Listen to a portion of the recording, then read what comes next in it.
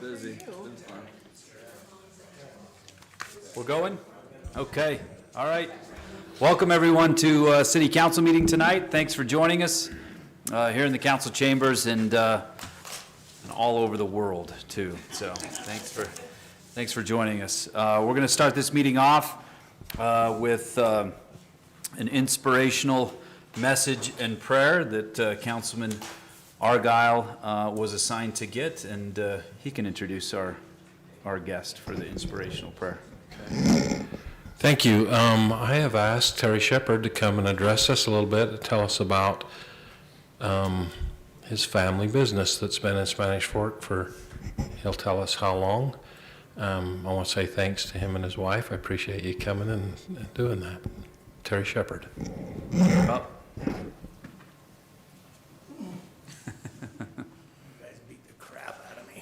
When we were younger. I'm here to represent my father, Lee Alma Shepard, who operated a business on Spanish Fork Main Street for 40 years.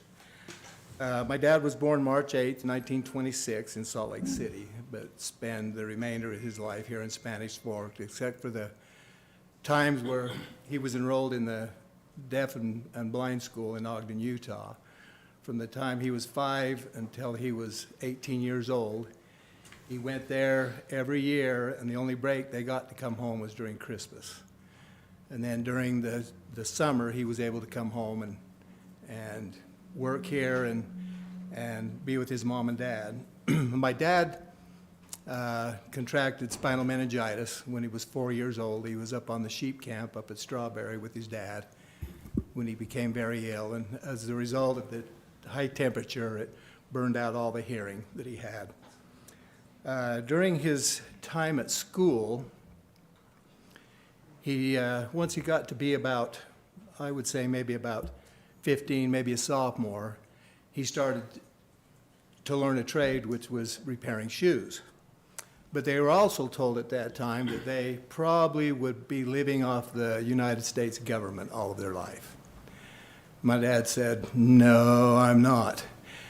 So when he was a sophomore, he went to downtown Ogden and found a shoe repairman there. And my dad asked him, he says, "Can I come and work with you for my last 2 years of school?" And the guy said, "Sure," but my dad quickly found out that you don't start at the top. When he went in, he had to sweep and clean and wipe everything down, and then he got to follow his mentor on learning the trade of fixing shoes. He came to Spanish Fork, and near as we can remember, it was about 1948 when he started his business. He was single at the time. My mother was still in high school, and so he came here and borrowed $3,000 from my grandma to start his business. It was hard at first, but he learned from school how to be independent. He was a Golden Glove boxing champion when he was in high school, and Roland Hamilton pulled me aside one day and told me, he said, when your dad had come home from school, it was hard to go around Spanish Fork because everybody had their own little zones, and every little zone had a bully, and they didn't dare go there. But he said, when your dad come home, we'd take him to all these places, and he'd beat everybody up so we could go around Spanish Fork as much as we wanted. I also found out from Lynn Jones that my grandpa, while my dad was home, they would have boxing fights all over Spanish Fork, and they would bet. And my grandpa would take my dad. My dad had no idea what was going on. He just thought he was going to boxing matches. Well, in reality, he was making my grandpa money by going around and betting on my dad. Thanks, Dad.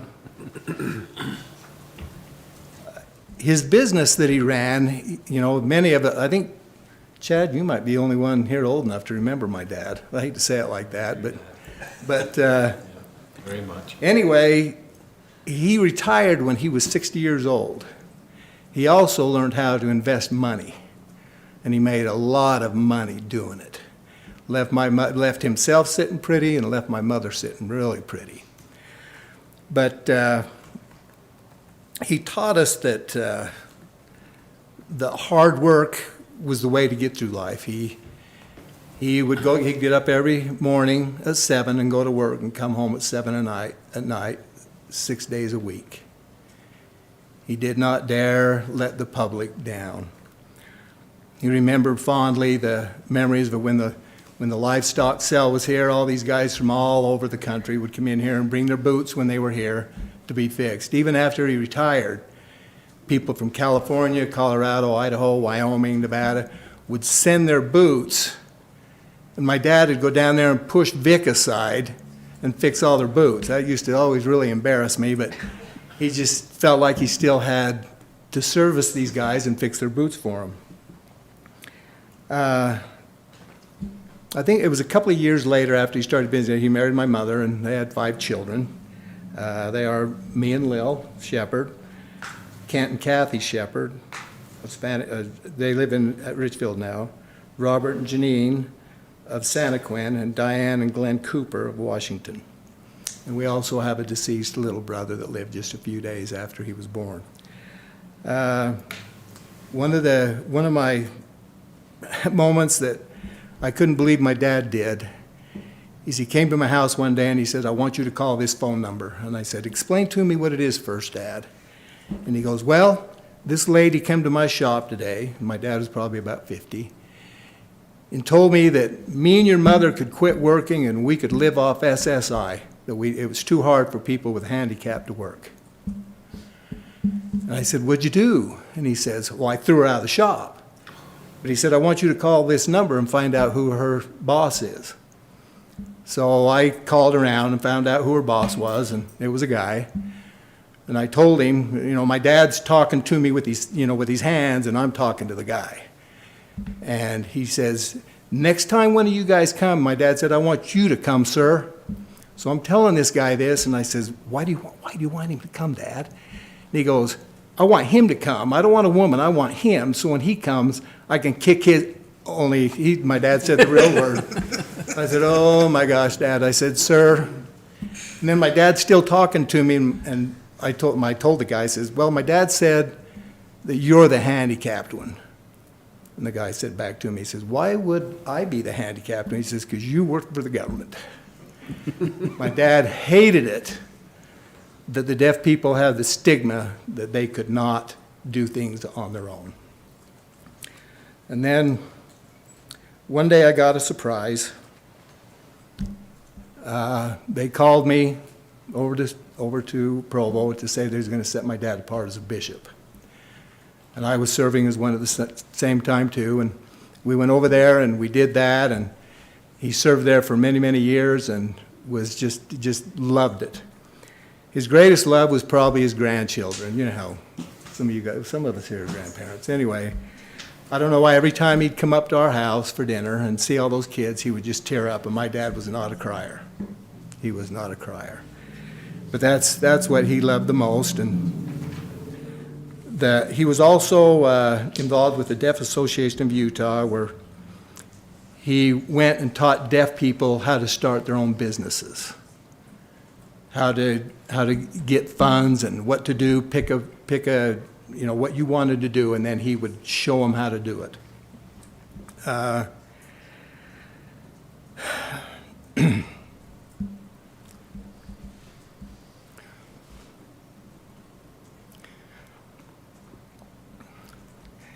I'm sorry. I sure miss my dad, and I miss the life we had together. I remember a lot of people felt sorry for me and my brothers and my sister because we were raised in a deaf home, and we didn't know any better. One of my claims to fame is I never heard my parents argue. Never. Because they only used their hands. And if my mother didn't want to hear it anymore, she just closed her eyes. Don't you wish you had that advantage? But his work downtown and the many people he knew, he used to get off, take maybe 15, 20 minutes and run over and see Bud Swanner, or go down to see his cousin Bill Vast. But even after he retired, he missed Main Street and all the associations he had there, and for the many, many wonderful people of Spanish Fork that helped him keep his business going. I want to thank this chamber for inviting me here to honor my father, and thank you for this opportunity. Thanks. Thank you, Terry. You want me to? Our dear Father in heaven, as we come before thee this evening, we bow our heads in prayer and thank thee for this opportunity to be to the Spanish Fork City Council. Please bless all those here who have given their time and effort to work for us as citizens of Spanish Fork, that they may be blessed for their endeavors. Bless them in their decision-making, that they may be one, and that they can do their duty and be proud of what they do. We're thankful for their time and effort that they make for us on our behalf. Bless them during this time of work, that thou might be with them and help them with their decision-making. And at the end of these meetings, that we all maybe go home in safety. And we ask these things in the name of thy Son, Jesus Christ. Amen. Amen. Thank you, Terry. This is a picture of my dad, first picture of my dad when he was, I'll let you guys pass it Cool. around. This is his first day on the job.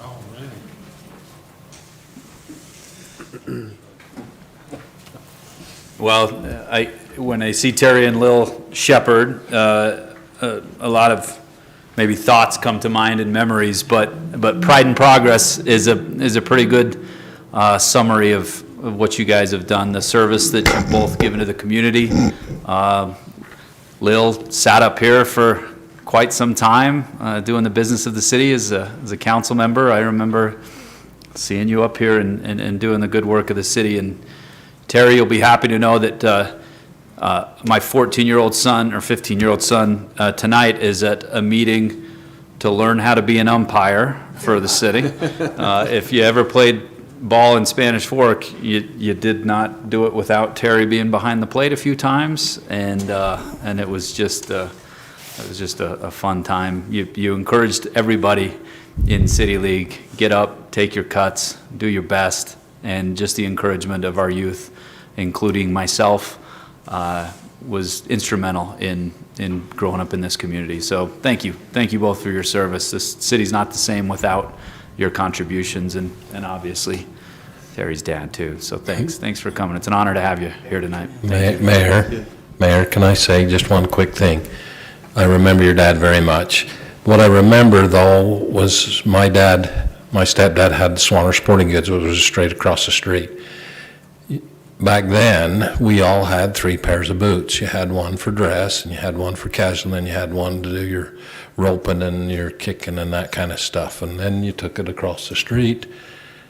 You bought a new pair, and they moved down. You rotated it, and Terry's dad rebuilt it, put a new sole on it. You didn't throw away boots. You wore them and wore them, even until the tops were out of them. But I remember the camaraderie, and I remember all of those business owners, and there's many more, Forseys and Christiansons, and they all in each other and respected each other and supported each other's business. And I remember many times I'd ask about, so we sold Converse, but I'd always say I needed new boots, and it was walk across the street and go see Mr. Shepherd. He'll set you up. So. Yeah, I remember him very much, so thank you for sharing that with us. Appreciate it. Thanks. We won't let Brandon say anything about you. We know he's family come friends. on. And we'll go on for an hour. Before we let them get out, should Yeah. we make former Councilwoman Shepherd get up here? I mean, it's been a while. I think that's a great I idea. feel like she was. Yeah. Yeah, come on up. There we go. Marshall's. I feel like she was probably a councilwoman when she was 18. because she looks like she's about 29, right? Come But- tell us come tell us what the biggest issue that you can remember yes. as a council member Let us was. ask you questions. Yeah, Oh, that's a great idea. but you gotta come up to the mic, yeah. Grill her for the Yeah. hard ones, right? No, I think it's amazing what they did in her time, and right before I got here.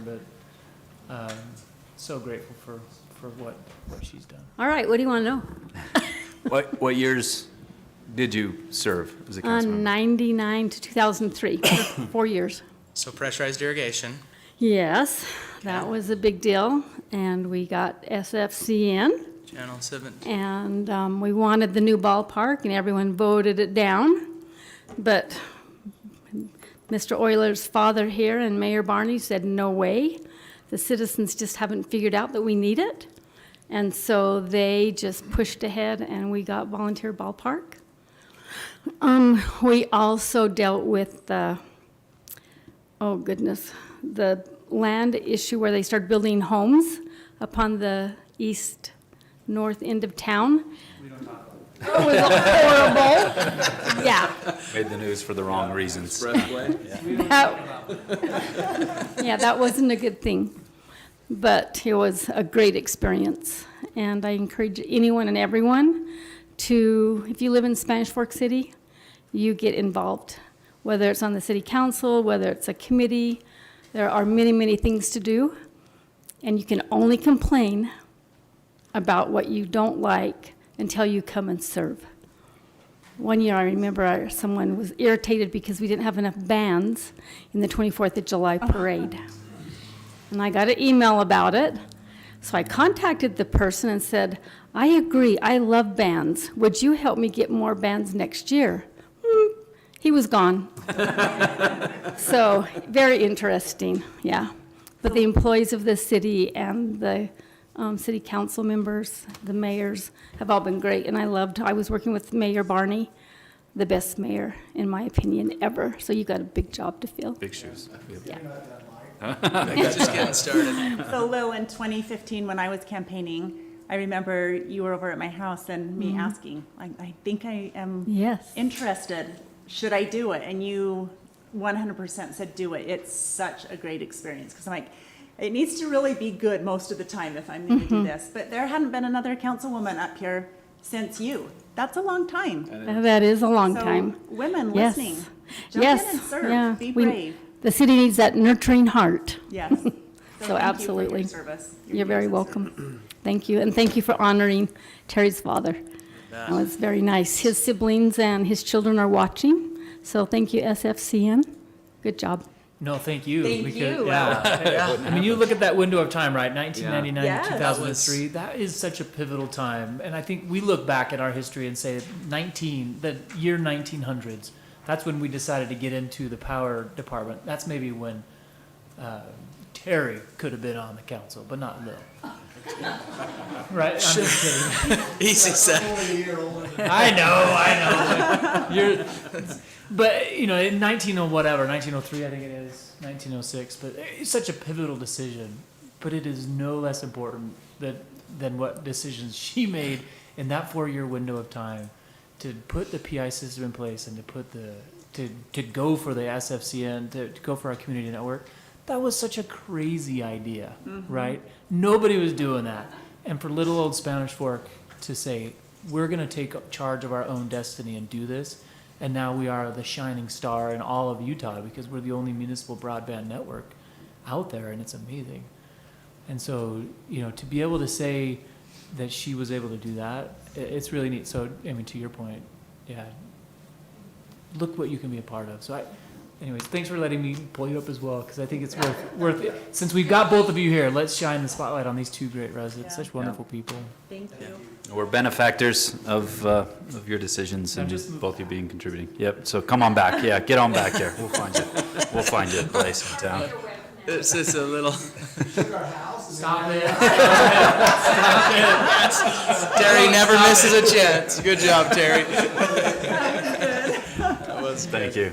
Yeah. Thanks again. All right, Thank you. we'll move on to Councilman Gordon's going to lead us in the pledge. Would the audience please rise and repeat the pledge after me? I pledge allegiance to the flag of the United States of America and to the republic for which it stands, one nation, under God, indivisible, with liberty and justice for all. Thank you. You may be seated. Yes, so people like that, I feel like we could fill up every council meeting and more with good examples of this city. So good job, Councilman Argyle, bringing the shepherds, inviting the shepherds. It's a great start to a meeting, so thank you. It takes us to item C, recognition of Maple Mountain Girls Wrestling. You can't, unless you girls are part of the wrestling team, okay?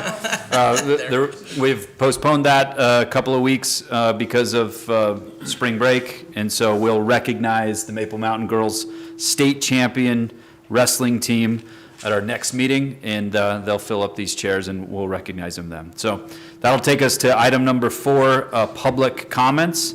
Is there anybody from the public that would like to address the council and mayor generally? Okay, with no public comments, we'll move to item B under public comments, which I think is what you're here for, the Spanish Fork Youth City Council Spanish Fork flag. All right, introduce yourselves so the millions of people watching know who they're watching. All right, I'm Aaliyah Eastwood. My name's Aspen Brinkerhoff. And Okay. then we're here on behalf of Spanish Fork Youth City Council. We had the opportunity to go to Legislator Day in January up at the state capitol. And there we were able to discuss the flag of Utah and how we're redesigning it and things like that.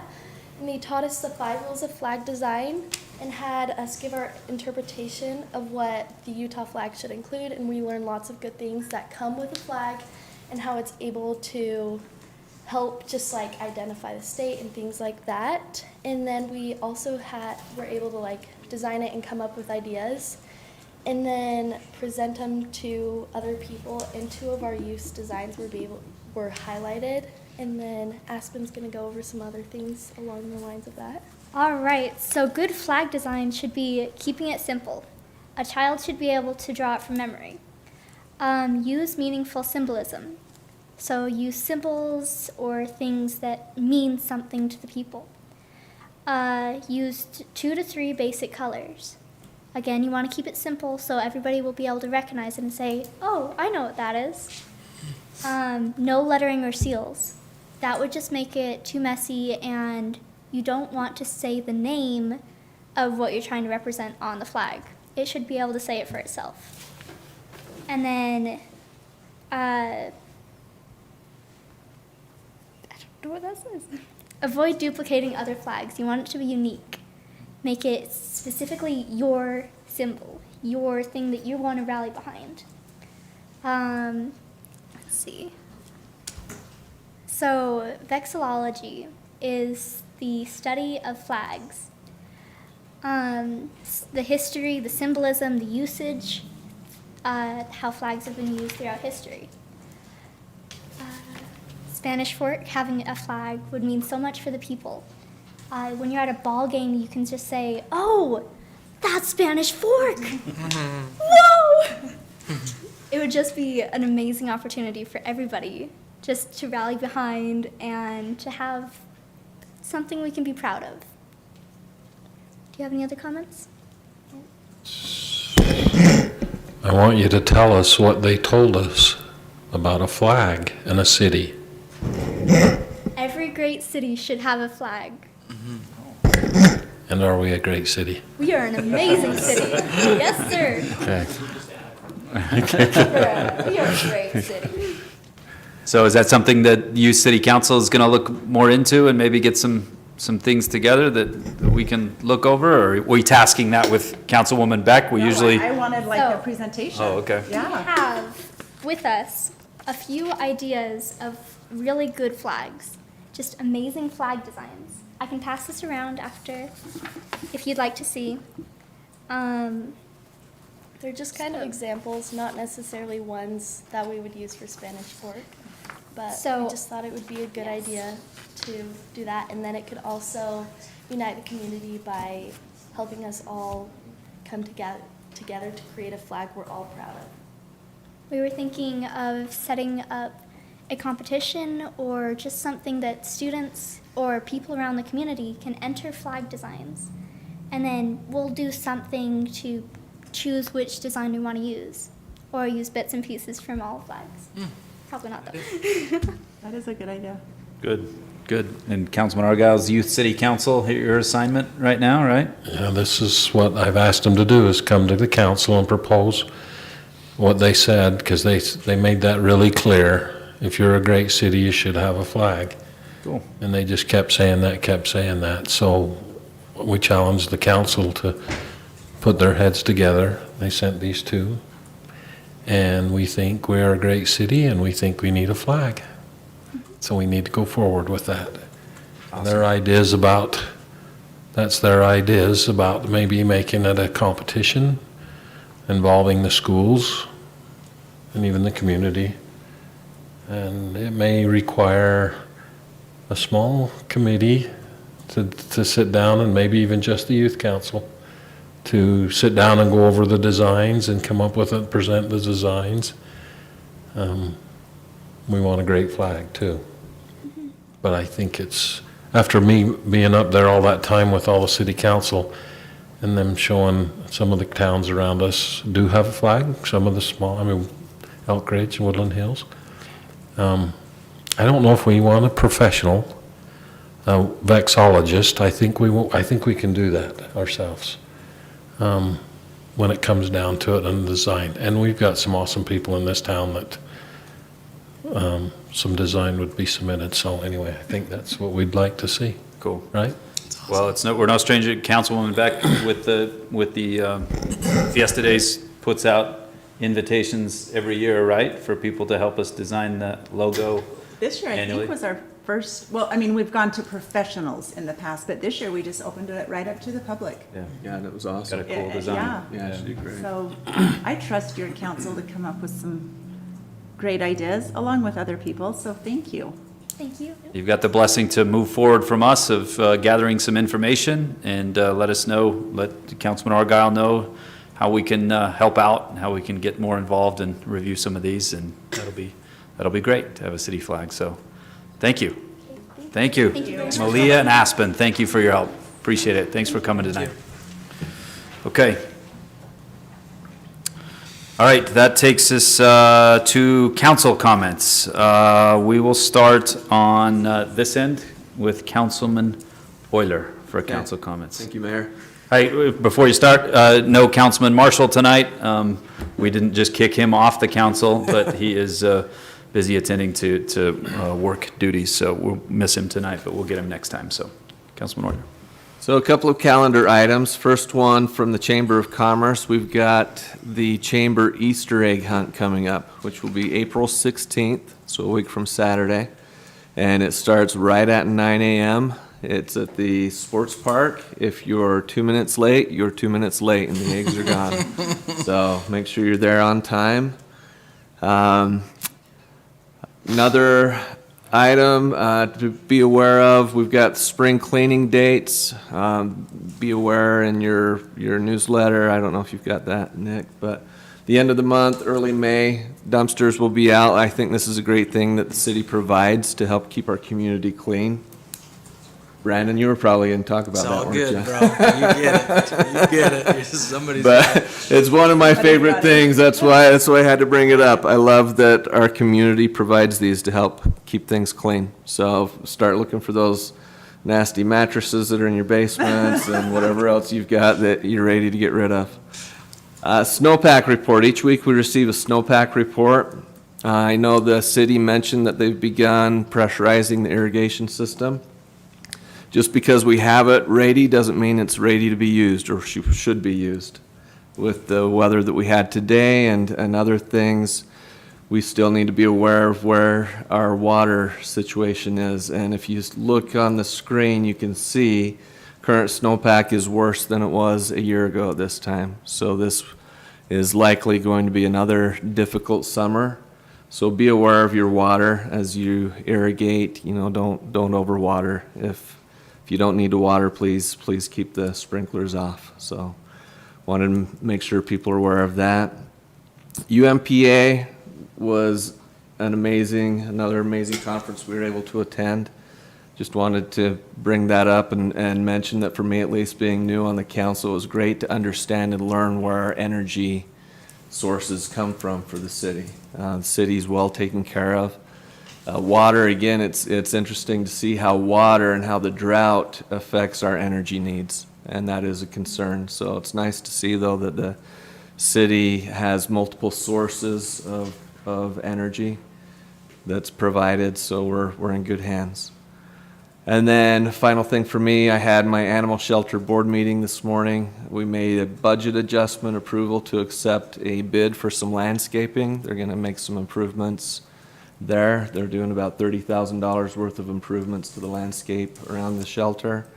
They also had a meeting to discuss salary adjustments. This is something that not just the shelter, but departments and businesses all around the state are struggling with retention and being able to hire. This is happening also at the animal shelter, so we approved a $2 across the board salary increase for the 13 employees that work at the animal shelter.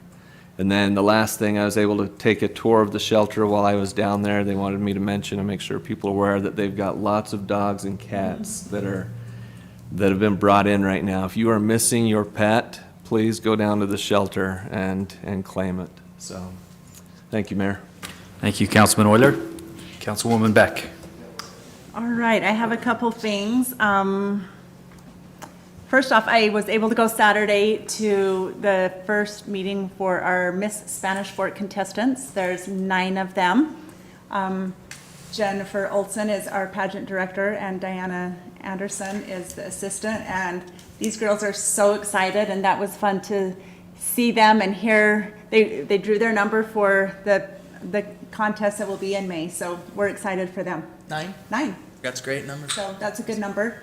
And then also in May, the Little Miss pageant will be happening, and the registration is open right now, and you can go to our city's website to get more details on that. That's ages, I believe, age 6 to 15. And then last Monday, I know Kevin's over the senior center, but I finally thought I need to go down and eat lunch with the seniors, and I went down there. That place was packed, jam-packed. They're darling. They had an Elvis impersonator singing, delicious food. They have a spring fling they announced it's coming up on April 15th. And I think their annual fee is only $10, is that right? Yeah. So if you're a senior, which apparently is 55 and older nowadays, so some of us are getting close to that, they would love to have you down there. Lots of good friends. So thanks for all of those down there volunteering. And then a couple weeks ago, we had, Seth, how many people came with the fellows? 7. 7 people from Europe came, and we were able to have dinner with them up at the Oaks. And we sat with them and listened to their interests and studies and their love of democracy, their love of Spanish Fork. They really loved it here. They go to DC, everybody, but then they also travel through the country, and Spanish Fork is on that list. We've gone without seeing this group for the last 2 years, so it was really fun to see them. And I really enjoyed my conversation specifically with, I believe her name is Mason Dowse? Maysoon. And she is from Madrid, Spain, where they have 3.5 million people, 57 council members. I can't imagine getting along with that many. So I'm glad it's just a couple of us. You only need to get along. I don't get on with Huh? You only need to get along. Oh, that's true. They have it evenly divided, man and woman, female, male. Anyway, she has 4 little boys. She's a busy, busy woman. So it was fun to have that conversation with her. So I want to thank the staff, because I know they take a lot of time to show them around Spanish Fork and introduce them to a lot of things that they've never experienced. And then Fiesta Days Committee has decided to have a photo contest for the cover. Your picture may not be the only photo on the cover, depending on how great the picture is. We will, when's the deadline for this? End of the month. Okay, the end of April. So it's just somewhere to be proud of. Think of that when you're submitting your picture, and if you don't make the cover, there's a great possibility that your picture could be somewhere in the Fiesta Days magazine. So hop online and enter there. And that's all I have, Mayor, besides welcome back. It's good to have you right here. Thank you. She did a great job. Very good work. She did. Councilman Gordon and I were watching from afar at one point, and he said, she's trying to take your job. I think she's just doing She's doing a good job. So, good work. Thank you for holding it down. Councilman Gordon. Thank you, Mayor.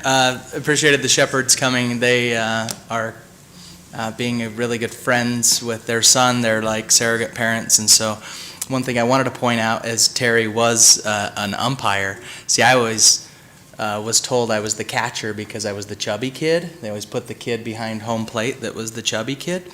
But I really fell in love with being able to talk to Terry back there, you know, in between all innings. And he knows that, and they just love the Shepherds, and just appreciated when Chad called me last week and said, hey, I'm thinking about this, and we kind of collaborated. Chad had a great idea, and I'm glad that worked out. Glad they were able to come. I just love the Shepherds.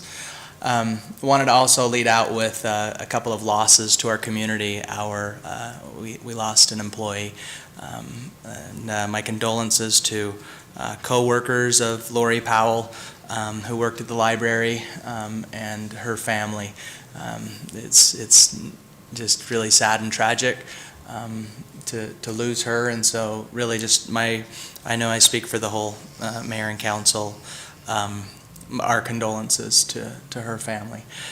Also condolences, I was able to attend a viewing for Catherine Dutson, and she's had children that have served on our volunteer EMS, and it was a tough loss for them to lose their mother, and so condolences to them as well.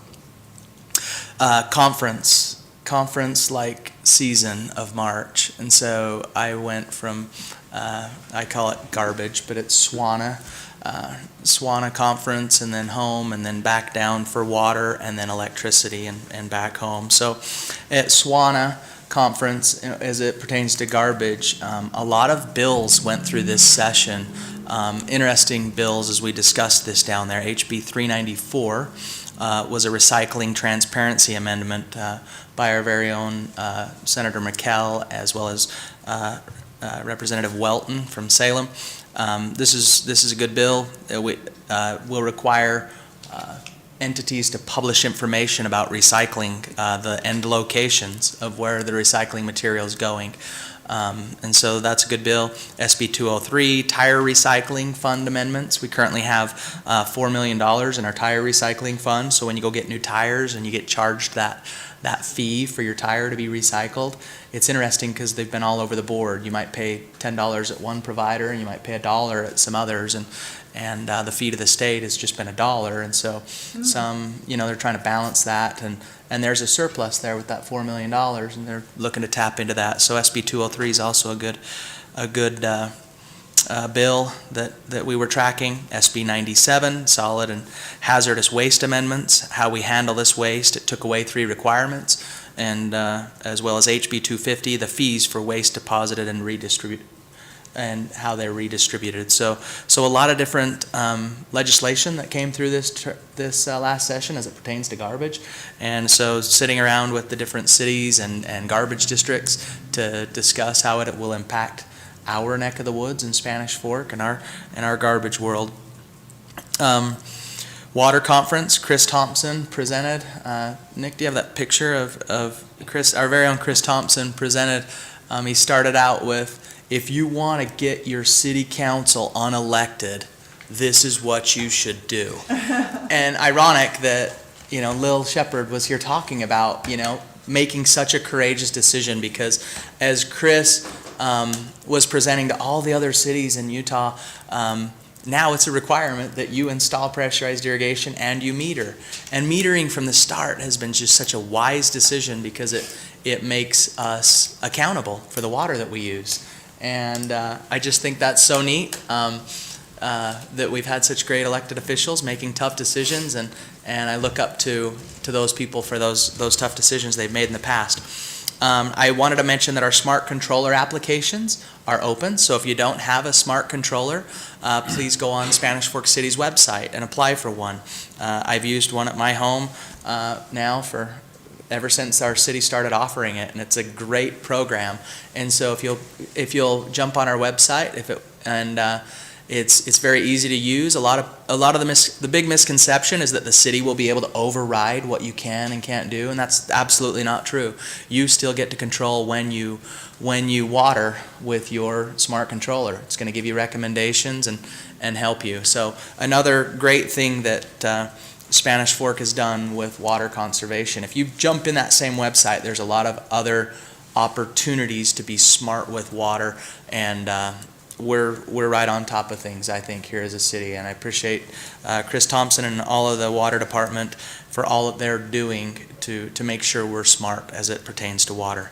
UMPA, the only thing I wanted to mention, like Councilman Euler said, it was great to be informed on all of our electricity information, learning about different types of energies and what works, and really learning that not just one type of energy is what we should do. We should subscribe to all types of electricity options, and learning that was important.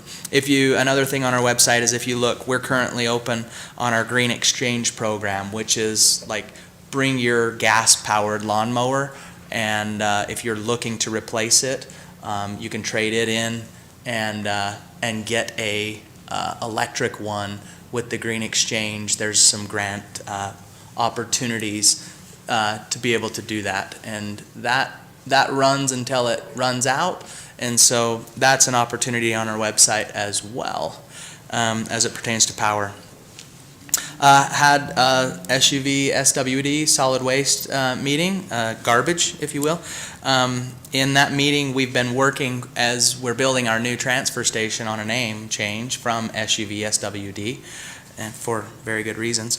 So as it came, the same company that helped us to look at our name or our logo change a few years ago for Spanish Fork City, they proposed some different name changes, and we're reviewing those as a group the other day, and our very own Chris Thompson said in these exact words, "What if we just name it Dry Creek Transfer Station?"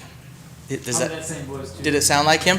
Because, and everybody kind of looked around and we're like, "That's not on the list, Chris." And he's like, "I know, but Dry Creek runs right by it. Why don't we just name it Dry Creek?"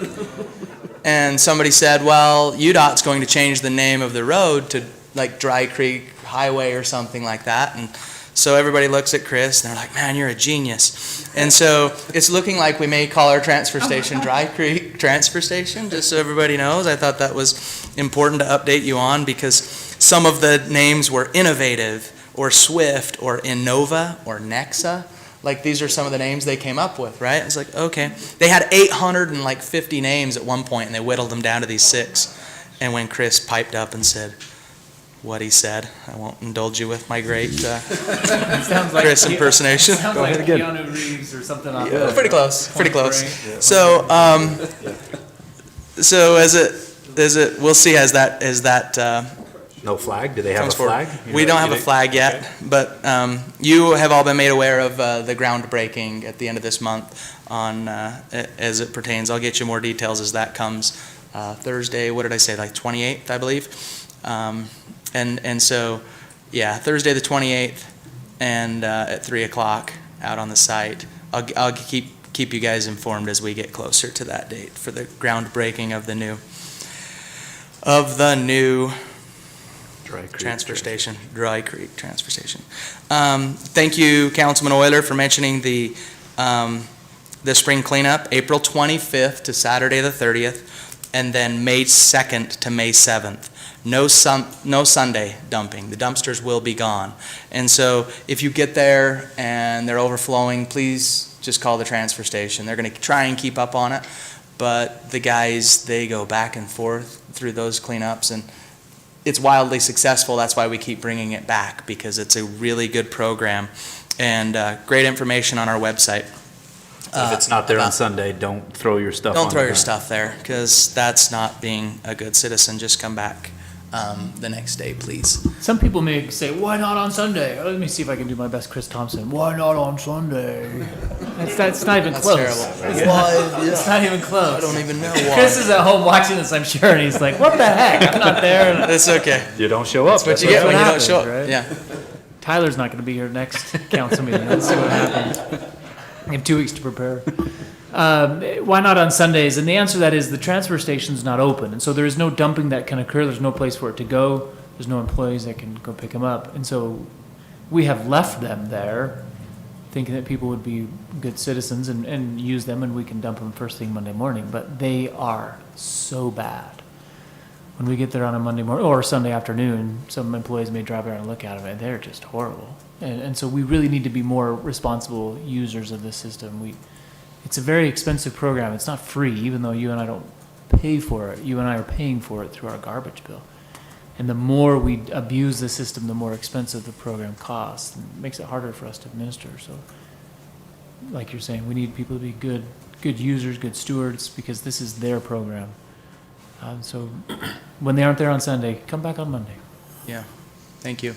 There are certain things you can and can't take to the transfer station, right? And so the month of April is actually e-waste month. And so it's free to take things to the transfer station this month that normally would have a fee associated with it, like televisions, flat screen TV monitors, computers, printers, DVD players for you, Chad, VCRs, fax machines.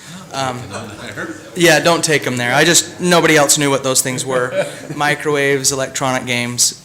There's a fee normally associated with disposing of those things. So it's free this month in the month of April. One of the things that we have are changing in our budget as we approved our 2023 budget was uncovered loads. If you go to the transfer station currently, you get charged a $4 fee, and some people are like, yeah, I don't care. I'm happy to pay it $4. We learned that as a transfer station, we are one of the cheapest as it is, and one of the biggest offenders is our own cities, as it were. So I'm politely asking perhaps staff that if you please take a load to the transfer station, that it be covered or tarped, as we're all good players as well. Because some of the nice people that work at the transfer station, try and encourage that, and they get yelled at a lot, and they're just doing their job. We will increase that from $4 to $10 and try and encourage people to cover their load. As the transfer station moves to Spanish Fork, we don't want our main street lined with garbage, as all these loads are coming from all over the county, right, that are not tarped. And so something to please be considerate of. This is probably my longest ever. Are you so proud of me? Yeah. Stacy, what are you going to say? Type this up. He missed last I'll tell you meeting. what. And print I'll tell you what. He gets some time. I'm Let's about give him- halfway let's done. give him some I'm room. about halfway done, Councilwoman Beck. The bond update, we got our bond rate back as AA minus for our first bond that we will be doing with the garbage district for our new transfer station. So that's the best we possibly could have done. We were excited about that, and we're excited we will be going to the market this month to get that bond finalized. And so we're really excited about getting all of that. As I've discussed historically, building that building will have a small rate increase in 2026, like 25 to 50 cents on your garbage rate, and then in 2020, 30 the same. Like, that's all we're planning on doing. We've been very, very wise managing the garbage district, as collaboratively speaking with all of our cities, Provo, Mapleton, Springville, Spanish, Salem, and Goshen. And so we're very proud of that. The last thing I want to mention, Mayor, is Water Quality Board. At the state level, the only thing I had to report there was a lot of approvals for project cost increases for a lot of the cities that are currently under projects. As we're building our sewer treatment facility, we understand what that's looking like, just constant cost increases. And so that's really the lion's share of our time with the Water Quality Board, just hearing people that are under projects, like just costs going up, and it's really challenging for them as they're trying to get their new sewer treatment facilities built. So just wanted to mention that as well. So I'll try not to miss next meeting so that my comments are All right. Nope. fewer in between. Councilman Marshall's not here. He has yielded his time to you. Oh, that's perfect. And so That's perfect. the only one going nuts at home is Mayor Leifson, probably yelling at the TV, like, are we done yet? Kudos to Councilman Gordon getting to his meetings and doing his thing and good reports while, if you don't know and you live under a rock, he's running a campaign for county commission too, so all at the same time. But thanks for taking care of your city duties, so appreciate that. Councilman Argyle. Thank you, Mayor. A couple of quick things. So, Sumoa, we received payment for the sale of the property. That was the ground that was designated as a regional sewer plant. There are 9 cities that belong to Sumoa. 3 of them elected not to be a part of that, so there's 6 cities, so we'll be receiving some money. And I've been trying to pull that up to tell what our cut was, but I can't get it to pull up, so we'll be receiving that back into our budget.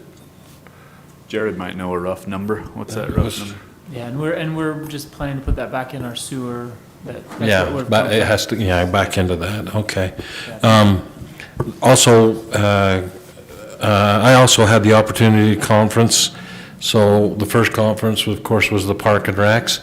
We had the opportunity to be down there and with Dale's people, his people, and I love that opportunity to sit down and listen to the things they have going on and their issues, and get to know them a little better. As you know, we are looking at a rec center, and it was excited because people knew who we were and had heard what we were doing. So. Of course, if you're selling stuff, you want to talk to Spanish Fork real quick. So it's like, as soon as they seen you're Spanish Fork, what are you at the city council? Oh, we need to talk. You guys are doing a rec center. It's like, yeah, we are. But you got to talk to him. So, anyway, it was an exciting time, and it's always fun to go to those conferences. And me and Kevin got to shoot skeet. We were awesome. Tried to shoot. Yeah, well. You did better than me. It was a lot of fun. Also, the water conference. I think this year, so this would be my 7th year with water conference and UMPA, who is our electric.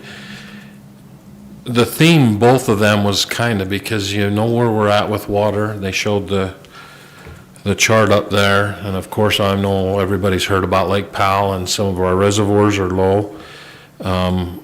And that affects us both on our water issues and both on our power issues, because that has effect on our generation of power and some other things that go along with that. So it was an interesting conference, but UMPA and water is always interesting to go and learn about those things, and how I would like to say how well Spanish Fork is doing.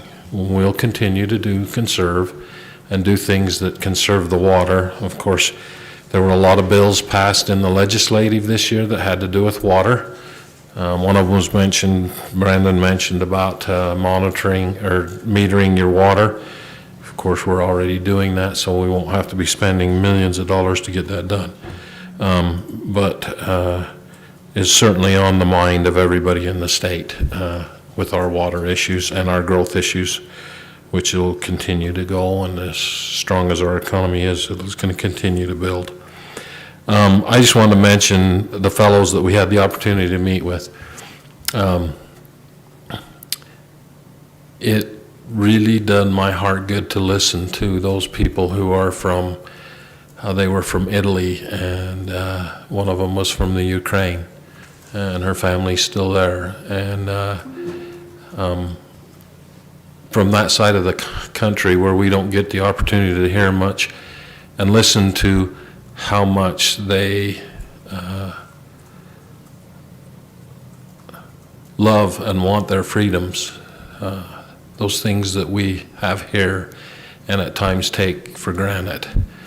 They dearly, dearly love those and respect those and strive to do that. I wished, 57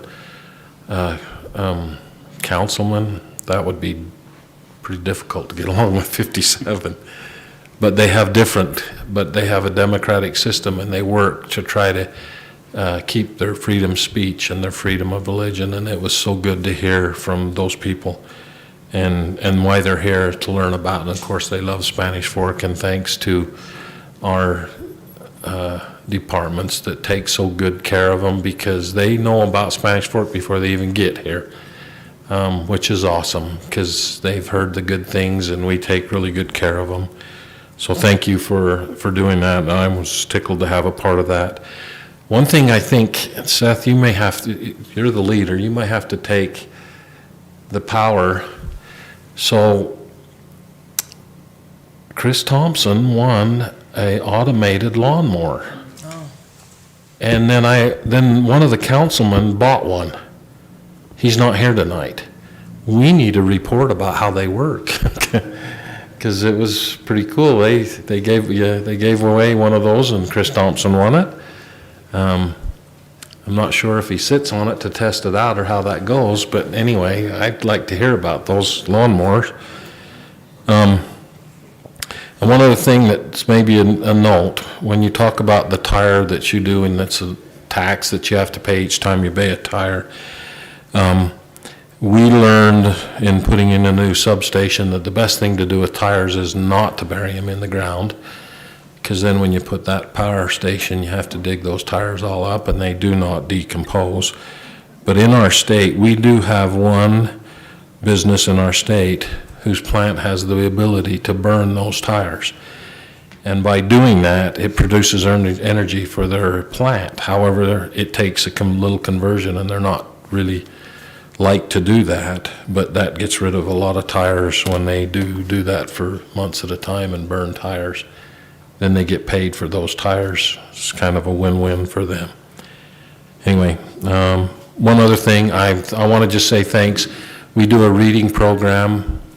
They've gone around to our 10 elementary schools and started this reading program. I want to encourage our parents and your students to read. I didn't catch from my dad. My dad read constantly. When he didn't have something to read, he would sit by the fire and read the encyclopedias, just so he had something to read. I wish I would have got that. You can learn so much by reading, and I am so appreciated or thankful for the city and what we do for this. And these kids get the opportunity to win some awesome gifts, and it's such a neat program. And I think, how many years? Are we on our 9th or 10th? Probably 8th, maybe. 8th year, to encourage these kids to read and read all they can during the month of April. So I want to just throw my hat into that. I think it's such a great thing, and they get so excited when they have Dale come. 3 million minutes read. 3 million minutes read, last year's. Last year's. And each year we've improved on that, so grateful to that. So this year we're gonna go down because we have one less grade. So we Okay. know we'll go down a little bit in the total number, but we hope to go up in the per student Per number. And that's really what we track, is the per student number. It's kind of fun to tell the kids Yeah. 3 million minutes, and that equals like 5 years and 5 months. Yeah, But, so And we they're know the total number will go down, but we hope the per student number, that really has gone up year over year, which Yeah. is cool to see. cool, it is cool.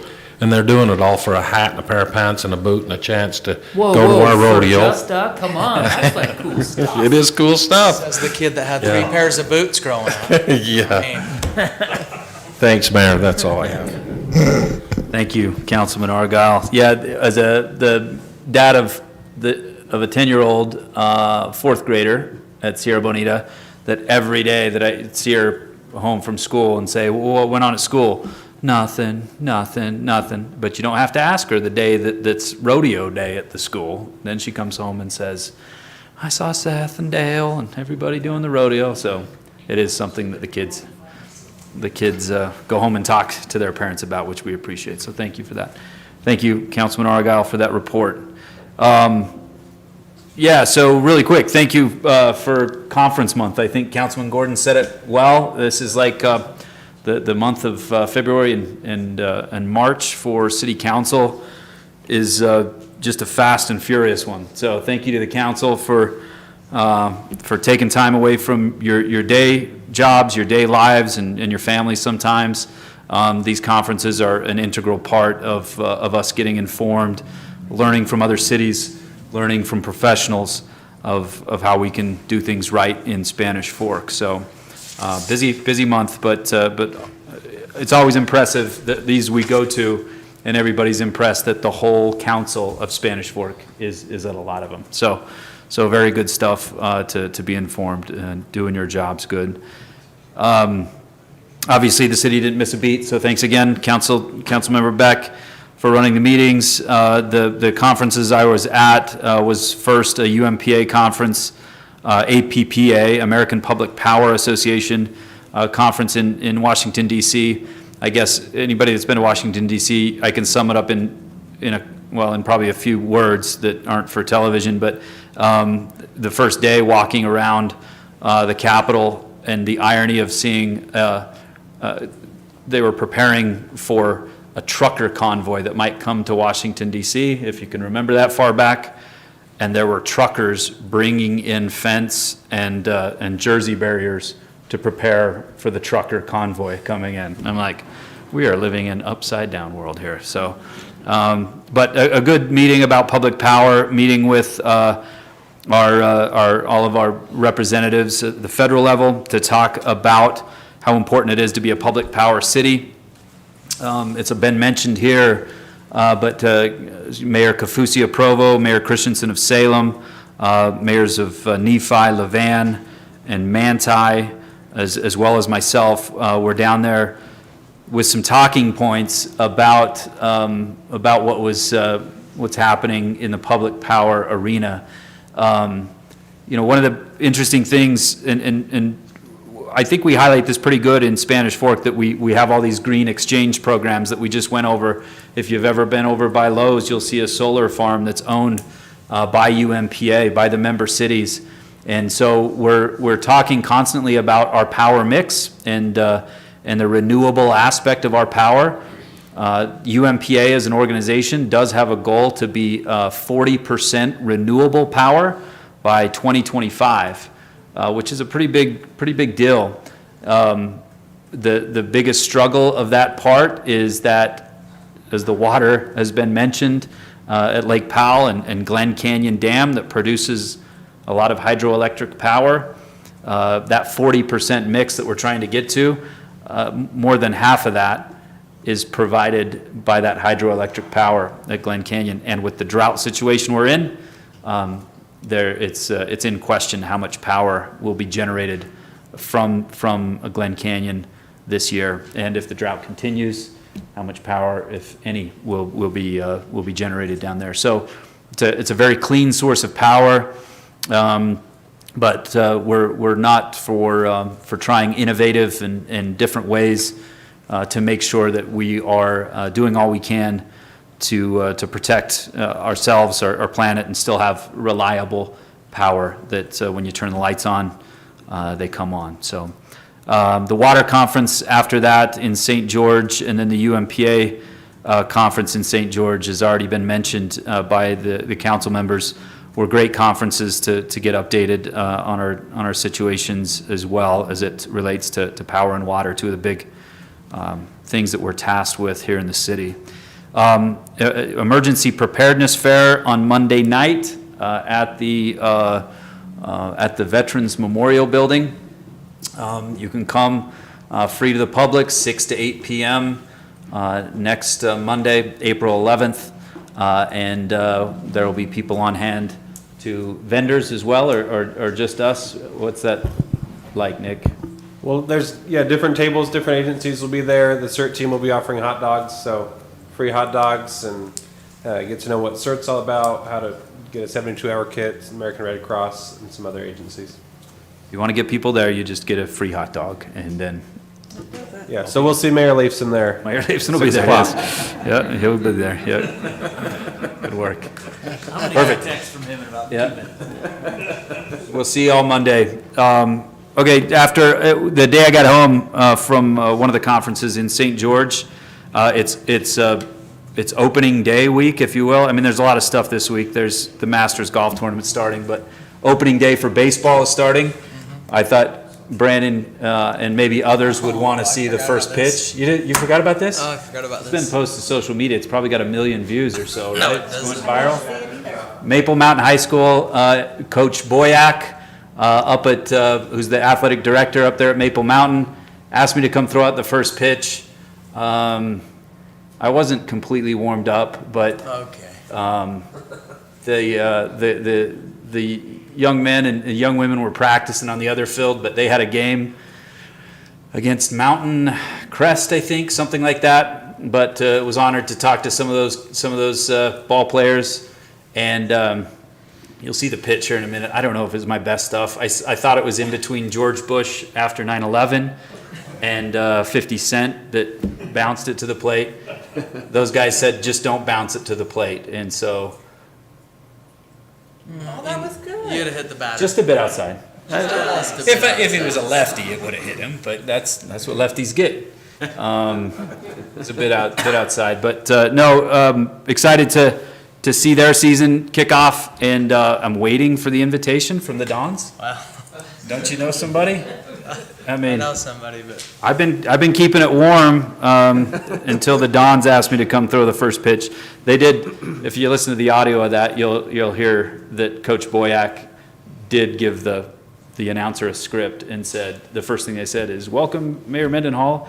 He was cut from his high school baseball team." That's how it started. So they set the expectations pretty low, and it worked out okay. So. it's good.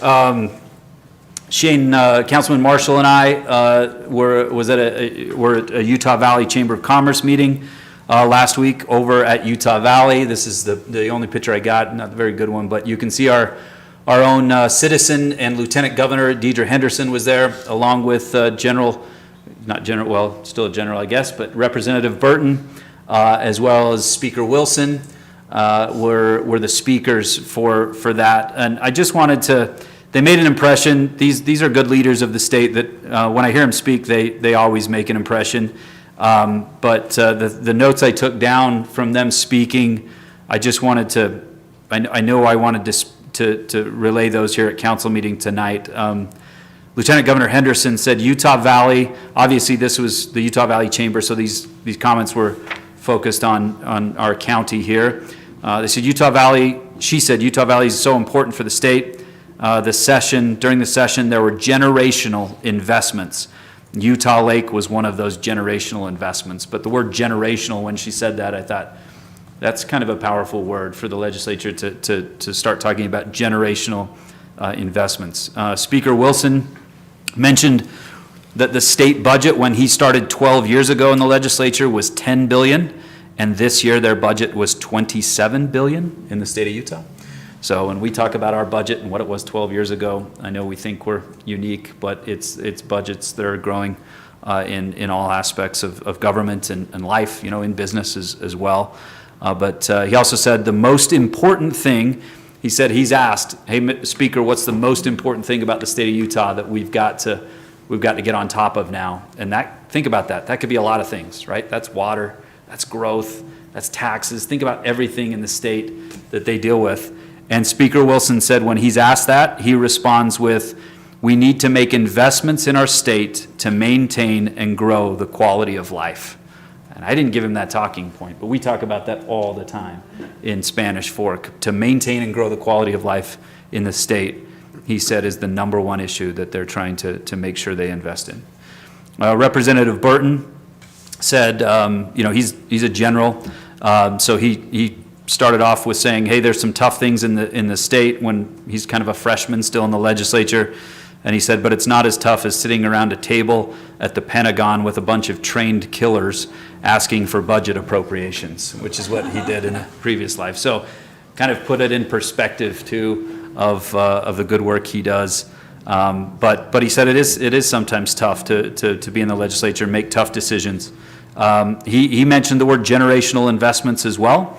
He's the president of the Utah County Legislative Caucus. I didn't know that. So the Legislative Caucus, those members in Utah County have elected him the president of that caucus. So when they meet to discuss things, that's good to know that our representative that represents, what would you say, 2/3, maybe maybe not quite 2/3 of Spanish Fork residents, is leading that caucus of Utah County legislators. So he's the guy to reach out to. He's been very responsive with all of our other senators and representatives at the state level. He also mentioned investments in education was a big thing this session, with an emphasis around civics. So civics, I thought was very interesting in that he said, hey, we need to do a better job educating our youth how to get involved in government, but also be civil in government. And he brought that up at the day and age where we're quick to be able to maybe post something or say something online. And he brought that up to teaching civics is going to be something that the legislature is going to focus on and make sure it's a priority. It leads me into the next thing I want to go over, that Councilman Argyle, Councilman Marshall, and myself have been to a meeting or two with the Recreation Center Citizens Committee. Is that what we're officially calling it, Dale, or is it called something? Recreation Focus Group. I like that better. They've done really good work so far, so we sure do appreciate them. A couple weeks ago, 3 weeks ago now, we tasked them with going to 3 different facilities in the county to look at the facilities they have up in Orem, in Provo, and in Springville. We gave them a form that they could digitally put their notes on of what they liked, maybe what they didn't like about those locations. They came back with, I just quickly want to glance over these notes. We don't have to go over them in detail, but just so the citizens get an idea of what these people did. There's some notes, there's some notes, there's some notes, some likes, some dislikes. You can see the feedback from just, how many people on this focus group?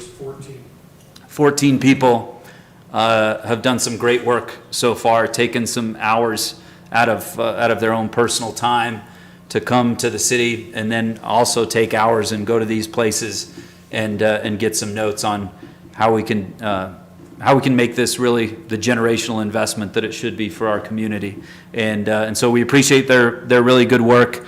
I think it lines up with, again, what our state is focusing on and saying, hey, we've done really good at attracting people, making this a great place to live. And that's not just government that does that, right? That's the people, that's business that makes this an awesome place to live.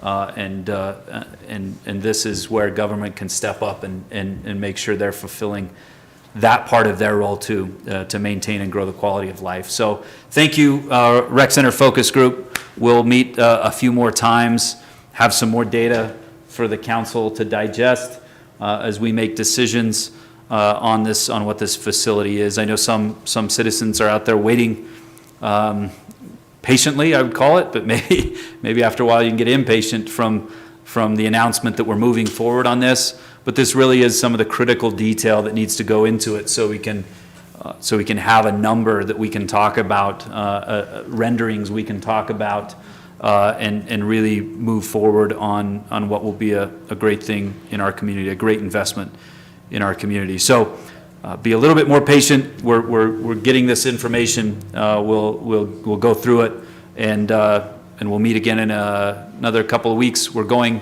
over to a facility together. Is the council invited, or do we not want to invite the council? Dale, you come tell me. You guys can't all go together anyway. Yeah. So the ones that have been on the committee initially have been invited to go next week. Yeah. So we're going to go over to Provo Rec Center, and they're going to walk us through the details of that space and some of the details of running the facility as well. So we'll report back after that, and then Nick will probably have me make another great video, right? That's just incredible watching, right? Yeah. Mayor, we have invited all the council to go if they want to. On their own. Yeah, saw that. Thank you. Your names are already submitted if you want to go visit those centers. Go visit, see what your recommendations are, much like what we've asked the focus group to do. So thank you so much. That's all I have. Did I forget anything? We've exhausted a council meeting in we done? council comments. Adjourn? We can't make a motion to adjourn? All right. I know Mayor Leifson's sitting home say, yep, adjourned, but we've got other business to do. So we'll move on to consent items, but before we approve the consent items, I need to ask for a motion or entertain a motion to remove item B from the consent items, which is Springville Drainage District Encroachment Agreement. That is not quite ready for consent items, will be on the next agenda, correct? No, in new business. Today. Oh, it'll be on new business We'll move instead it. of consent items. So we can discuss. Perfect. So I would entertain a motion to remove item B from the consent items. I'll make a motion to approve consent items A dash D. How about you make A a through D, motion? excluding item B, Springville Drainage District Encroachment Agreement for further discussion, and move this item to new business. Second? Motion made by Councilman Gordon, seconded by Councilman Argyle. This is a roll call vote, Tara? It's a roll call vote. Councilman Euler? Aye. Councilwoman Beck? Aye. Councilman Gordon? Aye. Councilman Argyle? Aye. Okay, that passes. Consent items pass, and item B is moved down to new business. Before we get to new business, we'll go to item 7A, a public hearing. Ordinance for impact fees, amending public safety, recreation, transportation, stormwater, drinking water, pressurized irrigation, wastewater, and power. So this is a public hearing, but we'll hear from, I believe, Mr. Johnson. Are you talking about this before we go into public hearing? Yeah, I can give you a brief summary of it. Ready to do my Chris Norman? Are you going to do it in Chris Thompson's voice? Love that. Well, I'll go to the whiteboard if you narrate. If you want to, that's fine. All right, I'll stand right here. So what you got before you is an ordinance to change the impact fees for this year. This is just a table we have showing what they are. This is the current impact fee for power, stormwater, drinking, pressurized irrigation, wastewater, public safety, transportation, and parks. So these are the current impact fees. Column next, this is the max allowable impact fee. This is the highest impact fee from other cities. This is the average impact fee. And then this is the max recommendation that we're recommending for impact fees, but the power we're gonna put over 5 years. And so it lowers it just a little bit. So we're just barely above average, but we're actually going down. So the actual overall impact fee goes down $107, which is just under 1%. You're speedy. Hey, That looks Do you good. want to, I can go back to the whiteboard. No, There's some reports we can start reading. no. So when you said over 5 years, what do you mean? We. Just going to spread that Spread the. increase over 5 years, that Yeah, the actual capital improvements. $650? Is that what you're talking? And you'll see public safety went down 46%. We relooked at that, and it's just because of the new laws. So, transportation, we looked into a study that Provo had done, which actually increased our residential but lowered our commercial, so brought it more fair. But that one is actually lowered. So where is this table in all that stuff you sent us? Is it in there? There's one, Chad, on page 10. Okay. So no, it's actually page 11, it looks like. Okay. Table, but it's not this table, correct? No, it's similar. This It's is a got a table lot of we've that. created. This is one you created, okay? Because that was going to be my question. I wanted to see what we were going to from, so, or from to. It's always an issue. Your impact fees are charged on growth, right? When the community grows, someone new builds here, whether it's a business or a resident, when they build here, that's an impact on our system. And so when when people talk to us about growth and that's a concern, it would be even more of a concern if we weren't charging the fees that they impact the system and charging it to, current residents. So I know these are highly regulated by the state as well, right? He's checking, yes. So, Very good. so I don't know, Seth, I thought my understanding was we were gonna maybe raise a little bit the park and trail and recreation, because Dale looking to the forward was, Now, I was going to highlight that as well. We made a significant jump last year in our recreation impact fee. I want to say it was just under 3,000 and it went up to 4,700. it was a big one, yeah. Yeah, and so that one really is higher driven by than the the price of average on land, that. which seems to be going down the last 6 or 8 months, right? I mean, the price of value of land and things. So it could go up for sure. I mean, you can see there the maximum allowable amount is 9,900 per unit, but But we're almost, if the highest in other cities is 58, 54, and we're 47.95. yeah, and we're- impact fees they are a balancing act as you consider what's the right approach. We have to be able to spend all of these funds within 6 years, and we typically don't have a hard time doing that. Most of our impact fee balances are in the negative because we're tending to front projects. But there is a balance, and it's a difficult. There's just a balance, and so we try to walk that. We made a big jump last year in the recreation impact fee, and we're seeing how that fee's playing out, and that's been very effective in giving us some additional funds to purchase land. And so we'll keep watching that one. I would expect of all the impact fees that you have up there, that's one you should keep your eye on as the price of land keeps going up. We had an appraisal come back on some land that once upon a time, 10 years ago, I thought would be $100,000 an acre, and it came back for $299 an acre. It's just unbelievable. And I don't think we're out far enough, Dale, right? In looking, I don't think there's a place within our future growth policy boundary, that we could probably buy land for less than $150 an acre now. So it's pretty tough. Why, if you see a max allowable and then the highest in other cities, say for example in pressurized irrigation, the max allowable is 2167, but the highest in other cities is 61. The max allowable is our number. It's not that's not something for other cities. So that's a calculation based on our impact fee facilities plan, our projects in that plan, et cetera. Right, Jared? So that's a city number, and that's a comparison. I see. Legally charged. I understood the max allowable being some other cap. A state law. That's- Yeah. This is our max allowable, this is the highest. Around. And we've talked about it in depth before, but just so the public knows, how do you come to a lot of these conclusions, especially in public works? Like, it's not just a number you grab from the sky, is what I'm getting at. It's a capital facilities plan, we put it out for 6 to 10 years, and we redo it every year. So we're actually putting our projects out, and then it's evolving every year, and then we estimate and just do our estimates. So we have that, we have all the projects planned out for the next six to 10 years in each one of these categories. And that has a number to it, and then we do the math from there.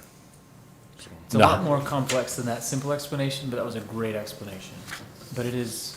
Well, politically, right? You have developers that go to the state and they say, we can't crack the nut because it's housing prices or because of the city's impact fees. And I think this is to pay, not our job to new water make their profits, right? We Well, set these based upon. Yeah, and different. I'm saying it a little different. If you looked at our growth over the last even 5 years, you would see we've grown, $2,000 or $3,000 over 5 years, where the price of a home has grown by hundreds of thousands of dollars, and that's not an accurate narrative, right?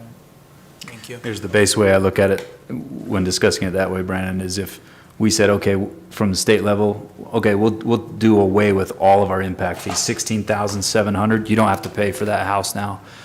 Do you really think your house would go down from 500 to 470 something? It's not. The price is not going down. The price is what it is, and this is a built cost that's very detailed in what that impact fee is and how you impact the system. So it's an important part to have in the community. There's no one more anxious about growth than a resident that maybe has to pay for that new growth that didn't contribute to it, but paid it a few years ago when they built here, so. Hey Jared, just real quick. So looking at the chart, highest in other cities, drinking water and PI obviously we're well below what the highest is in other cities. What's causing some of these other cities to have to charge so much on their impact fees for PI and drinking water? They didn't have Little Shower. Yeah, we're well ahead of the game on the pressure. 20 years late. Yeah. We build our system for a lot cheaper. Okay. That's basically it. We built our PI system for $7 or $8 million. 15 years later, American Fork did, I want to say, $55 million. And if somebody had to build a system today, I'm guessing it'd be north of $100 million. And, it just doesn't scale. So, Way. yeah, it's really, really, And we take very good care of it, too. yeah, for sure. Thank you. Thank you, Jared. We'll open it up for public hearing, and if we have any other questions from the public, we'll invite you back up. I hate chocolate. then I Okay, hate- I'd entertain a motion to go into public hearing. Motion to go into public hearing? Second. Motion made by Councilwoman Beck and seconded by Councilman Gordon to go into public hearing for this item. All in favor, say aye. Aye. We are in public hearing. Anybody from the public that would like to speak to this? Okay. No one that, you made it all the way down here. You don't want to speak to this? Sure, please. We'll never say no to that. Let us know who you are. I'm Eileen Miller. I'm the Government Affairs Director for the Utah Valley Home Builders. Thank you. And I have been going around to different cities as they have been doing their IFAs and the reevaluations of their budgets and all their analysis, the IFAs and the IFFPs. And it's really interesting because I've been working with your staff and having the numbers reevaluated every year and have your ongoings and everything all figured out. It makes it so much nicer because you don't have large jumps if you wait 2 or 3 years and then there's just huge impacts that really hurt the builders. So I have kind of used Spanish Fork in my remarks when they've asked me to speak as the model for the county.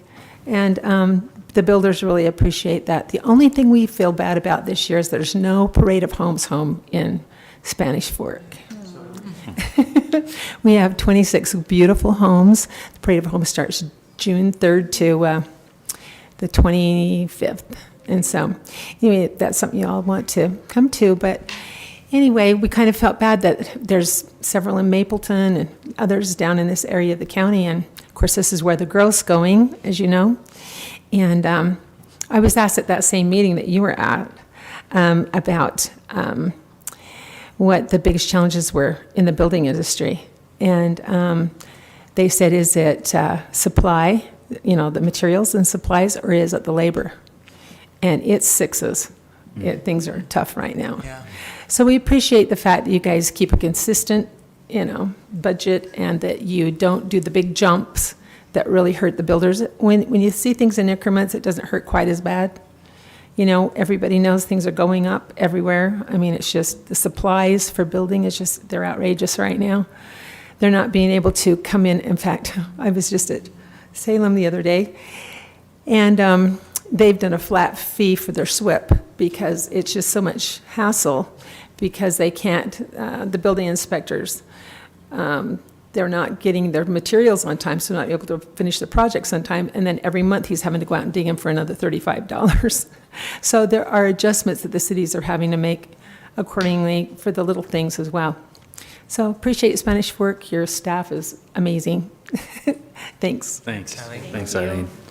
Councilman Argyle and Teresa have a pretty nice new home. Maybe we could we volunteer that for the Parade of Homes? You guys just go on a vacation no? Okay. Besides, it's not mine, it's hers. I have a fan. You live there. He chose Yeah. the fan. I chose the fan. It is pretty cool. I do like the fan. Motion to go out of public hearing. Second. Motion made and seconded. Motion made by Councilman Gordon, seconded by Councilman Argyle to go out of public hearing. All in favor, say aye. Aye. We are out of public hearing. And yes, well, let's get a let's get a parade home in Spanish Fork next year. We won't miss on that one. All right, there I'll be doing. All right, good, good. Okay, if there's any questions anymore for Jared or staff or anybody, I'd entertain a motion on this. Brandon, I'm just wondering, Councilman Gordon, if, when you heard her mention the IFA, just wanted His to make ears sure perked that up. you Yeah, understood IFA. what. Yeah, but What Intermountain IFA Farmers was. Association. Yeah, I thought Yeah. that's what you were hearing. I thought that's what you were hearing. It's impact fee something. What is it? Yeah, analysis. Perfect. Seth, Not Intermountain Farmers. come on. Yeah. I move to approve ordinance amending impact fees for public safety, recreation, transportation, stormwater, drinking water, pressurized irrigation, wastewater, and power. Second? Motion made by Councilman Euler, seconded by Councilwoman Beck. Any discussion on this motion? If not, we'll do a roll call vote. Councilman Argyle. Aye. Councilman Gordon. Aye. Councilwoman Beck. Aye. Councilman Euler. Aye. That passes. Okay, that takes us into new business. Item A in new business, the Wendy's right-of-way contract, 800 North Expressway Lane signal. Okay, he's pulling it up. Just need to pull up my notes right here if I can. Okay, so what you got before you is a right-of-way contract to acquire the right-of-way on this corner here for a new traffic signal. This is a conceptual drawing of what we plan to do with Expressway Lane from basically the back side of what the old Kmart building is to widen to match what we did on the other side of the road. So we're using MAG funds to do this, some city funds, and then UDOT is going to come in after this project next year and widen US 6. Oh, really? Yeah. So this is, we're going to be back before you for the right-of-way. We're going to have to acquire from the Arby's, which is Craig Gosser, McDonald's. There's some right-of-way here. The back page of this document shows this intersection a little better on what we're doing exactly on this intersection. This is the corner we're buying. And then we're going to actually move McDonald's entrance to the very east property line. And then have to acquire this property here for another signal pole. So Wendy's was quicker to work with this. So this is the document in front of us to acquire that right away.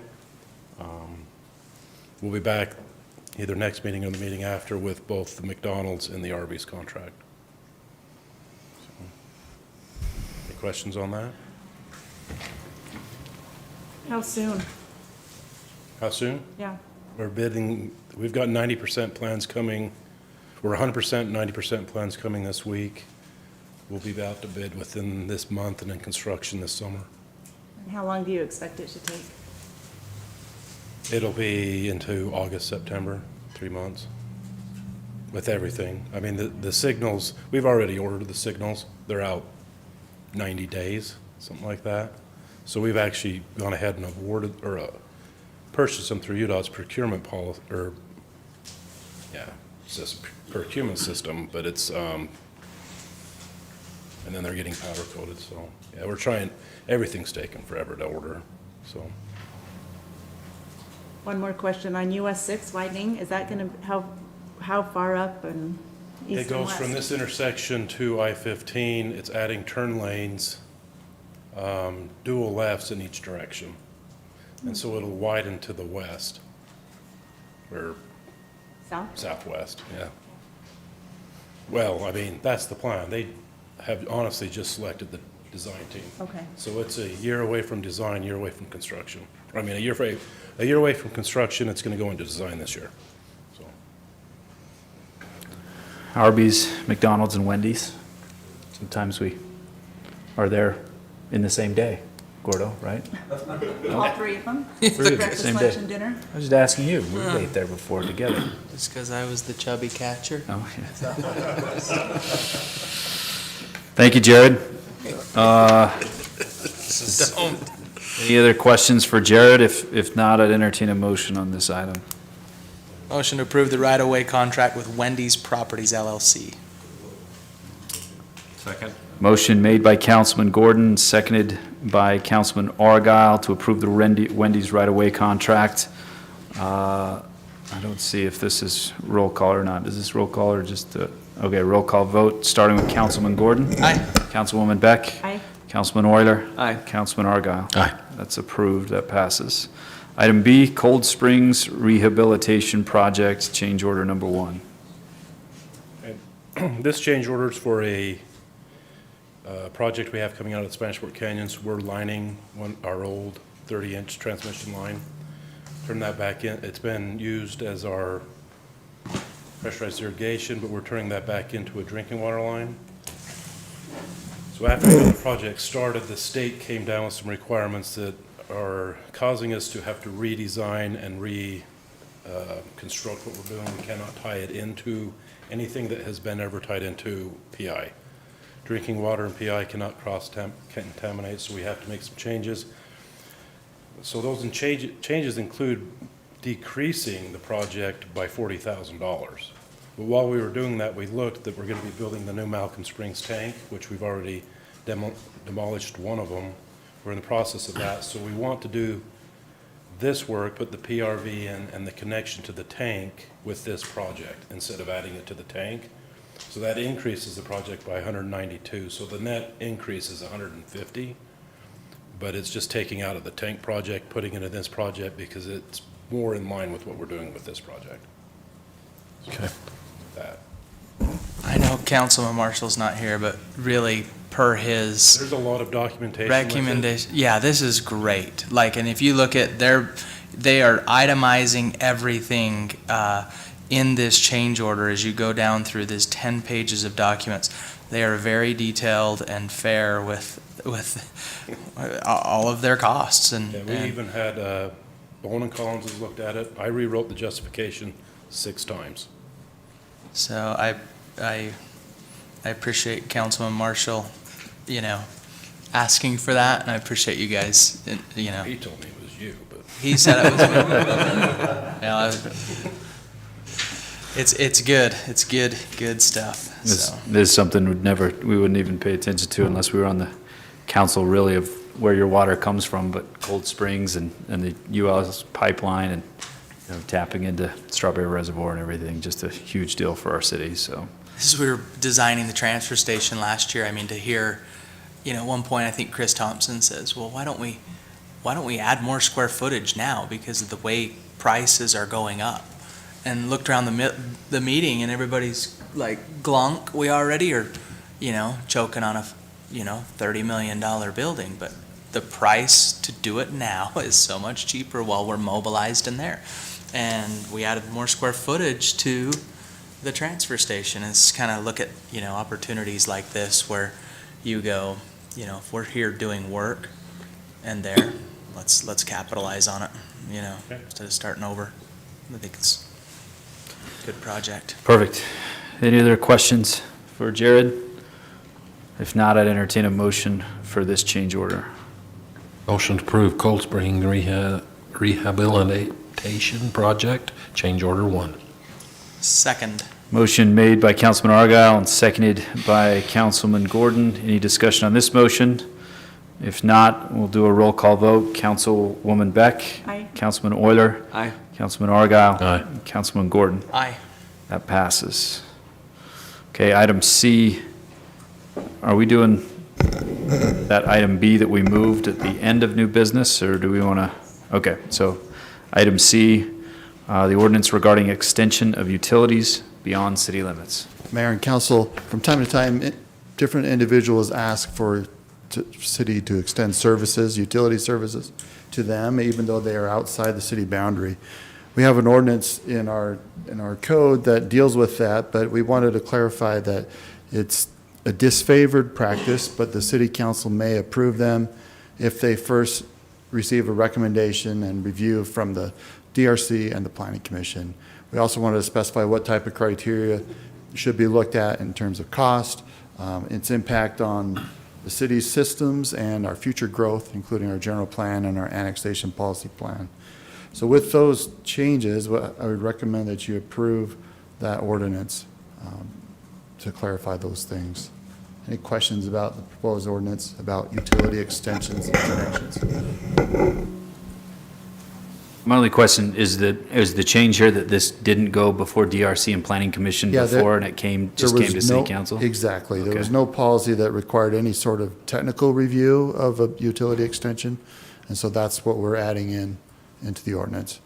If there's anything we've learned up here from history and Councilman Euler being on the Planning Commission before being here, it's a good thing to have the DRC and Planning Commission Yeah. look at stuff before it Yeah, we comes really here. felt like it put you at a disadvantage of, is this logical, is it feasible? And so it's more wise to have it be reviewed technically before. Yeah, I guess in the past, you would just have a citizen come forward and Yeah, kinda let's do it. cold right in front of you one night. Has, and- has this happened very often? Yeah, probably every other year. Every other year? Probably That more, often? probably not as often recently. So every other year. So that they would ask be- for it, but has the city in the past, has the council in the past approved We have a that? handful outside. Really? We have not too many anymore because they've been annexed, but at most of the time for water, it is granted because of some kind of emergent issue like my Their well's well's gone dry. Oh, okay, that makes sense. We recently had somebody want to connect to our sewer, and they have had a handful of people ask to be connected to our sewer outside of the city's limits. There's a recent request for power too, wasn't there? Yeah, power was another one, yeah. So, yeah, we get a few of those. I appreciate the discussion and the option here. I was called out to a homeowner a couple weeks ago, and they have a utility within a boundary line of their home, and they were told that they had to connect to the sewer and get off their septic, but that's until they trigger some sort of development. I explained that, that wouldn't be the case, right? We have some discretion there, and I appreciate hearing the discretion part because there's so many unique situations. Right, there are. Perfect. Thank you, Mr. Piquel. If there's not any other questions, I would entertain a motion on this ordinance. I'll move to approve ordinance regarding extension of utilities beyond city limits. Second. Motion made by Councilwoman Beck, seconded by Councilman Euler. Any discussion on this motion? Okay, this is all in favor, say aye. Aye. Any opposed? Perfect. That passes. Okay, we'll go to item D, resolution repealing resolution number 12-7 and authorizing the power and light superintendent to sign new metering agreements. Mayor and council, the city allows power customers to do net metering if they sign a contract with the city. Our power and light superintendent wanted to make some changes to our standard contract, and we discovered that it was in a form that was approved by a resolution. So we had to come back to you to get that changed. This resolution would repeal the former resolution, but then also authorize the power and light superintendent to make changes to that contract as long as they went through an administrative order process, which goes to the city manager and the city attorney for approval, rather than having the power and light superintendent having to come back to you every time he wanted to make a tweak or an amendment to that standard contract. We thought this would be a little more streamlined and efficient. Any questions about that change to our net metering policy? I think we asked this of Jake down at the UMPA conference, but how many net metering customers do we have currently? Do we have any idea, Seth? Do you have that off the top of your head, Jordan? We can get it for you in a moment. Solar. Net metering. Solar. Is it two something? I thought that's what he said. 238. I think that's pretty close.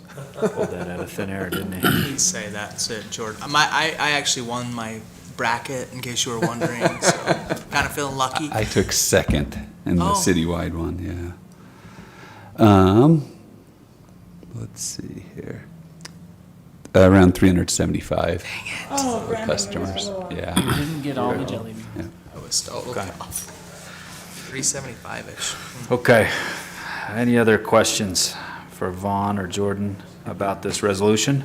I move to approve resolution repealing resolution number 12-07 and authorizing the power and light superintendent to sign new metering agreements. Second. Motion made by Councilman Gordon, seconded by Councilman Argyle. Any discussion on this motion? This is a roll call vote. Councilman Euler. Aye. Councilman Argyle. Aye. Councilman Gordon. Aye. Councilwoman Beck. Aye. That passes. Moves us to item E, resolution designating the city finance director and treasurer as authorized users to access and/or transact with public treasurer investment funds. So this resolution would simply give myself as the finance director and Lori Harrison as our city treasurer the ability to control the funds and who interacts with the funds with the Public Treasurer Investment Fund. That fund is managed by the State Treasurer's Office, so government entities like ourselves can store our cash there and earn a little bit of interest, and it's very liquid. We can get to it very quickly, but this governs who has access and control over those funds from the city. So prior to this resolution, Jordan, who has access to those, who's managing? So I was in the treasurer position up until, October, and so our prior finance director, Kent Clark, and myself are the two on there currently, so this is just updating that. Okay. Yeah, we didn't realize it hadn't been updated since then, so. Certainly wasn't Councilman Gordon that had access to it. No, definitely not. Perfect. Thanks, Jordan. He said definitely. Any questions about this? If not, I'd entertain a motion. Motion to approve resolution designating the city finance manager and the treasurer as authorized user to access and/or transact with public treasurer investment fund. Second. Motion made by Councilman Argyle, seconded by Councilman Gordon. Any discussion on this motion? This is a roll call vote. Councilman Argyle. Aye. Councilman Gordon. Aye. Councilwoman Beck. Aye. Councilman Euler. Aye. That passes. The PTIF, we call it the PTIF for short. Don't. I mean, we've heard No. PTIF before. Trying to show off now. Item F, resolution for URS firefighter retirement. Mayor and council, this resolution would allow our firefighters, full-time firefighters, to participate in the URS firefighter retirement program. We already do URS retirement programs for public employees and for the public safety employees, but now that we are having a full-time fire chief, we need to do that for the firefighters as well. And we may have some future fire marshal or other positions in the future that would participate as a full-time employee. Cool. So this would allow us to participate in that program. One unique thing is that it has a retroactive application clause in there back to March 21 that would allow, that was the first day of Mr. Eddie Hale's time on the job here, so that would allow him to enroll as of that date. Perfect. No resolution number, just URS for now. Looks like, okay. Okay, any questions on this? Would entertain a motion. Move to approve resolution URS firefighter retirement. Second. Motion made by Councilman Gordon, seconded by Councilman Argyle. All in favor, say aye. Aye. Any opposed? That passes. Okay, let's go to item B that was on the consent agenda, and we've moved it down to new business, Springville Drainage District Encroachment Agreement. This is discussion to approve the Springville Drainage District Encroachment Agreement. Mayor and council, I asked this to be moved down. There's, the goal of this agreement is that after they construct the improvements, the box culvert on 3450 South, and then another one up off of State Route 77, that the improvements would then be maintained by Spanish Fork City. There are two places in the agreement that say that they will be maintained by Spanish Fork City, but I discovered one in Section 7 that says it would be maintained by the district. And so we wanted to clarify if we could remove the sentence in Section 7 that begins with upon completion of construction of the works by applicant and final approval by SDD, the district's engineers. SDD shall accept ownership and responsibility for operation, maintenance, and repair of the works. That should probably just be deleted, and then the other two provisions that specify that it's Spanish Fork's maintenance obligation would remain.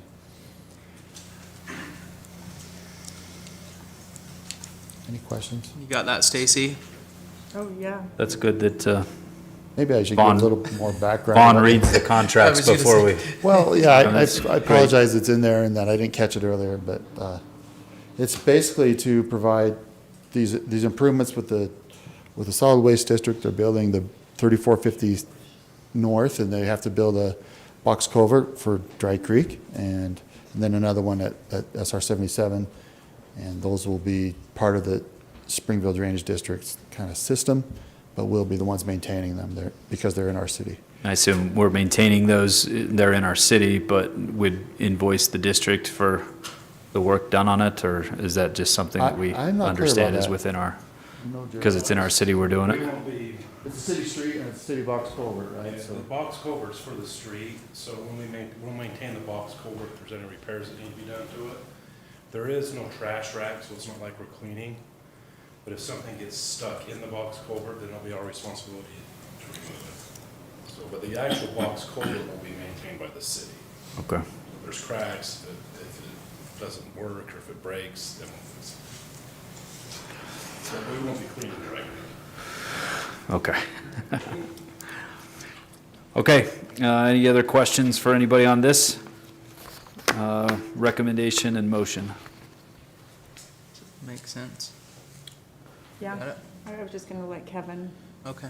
You want me? Yeah. Brandon's letting this side get in on the, yep. I move that we approve consent item B, Springville Drainage District encroachment agreement.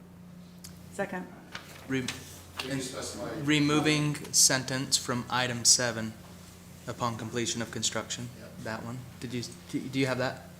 Sorry. Let me amend my motion. Thank you, Yep. Councilman Gordon. With the addition that we remove the sentence that begins with upon completion of construction in section 7 of the agreement. Great. Okay, second. The amended motion made by Councilman Euler, seconded by Councilwoman Beck. This can be all in favor. So all in favor? Aye. Any opposed? That passes. All right, takes us down to item A of number 9, discussion, Spanish Fork So Community Network. before we proceed with this particular item, I want to make sure that the image on the screen is of a proper distance. Do I need to zoom out maybe? So you can see Shane's watching. here. He's watching. So we get a proper depth. He's watching. Everybody's okay? All right, excellent. We will proceed accordingly. Mayor and Council, we have the SFCN building. As you are all aware, we are currently under design for an expansion of the SFCN Beck building. And it, I know, they call it the Beck Building. I like it. the SFCN building, Wait, Are you kidding me? we might call it She the gets a Shepherd building. Building? Yeah. no, The Beck. Shepherd It's building. short. Anyways, Remember. we are designing this building to be on that particular corner there, 630 West and Center Street.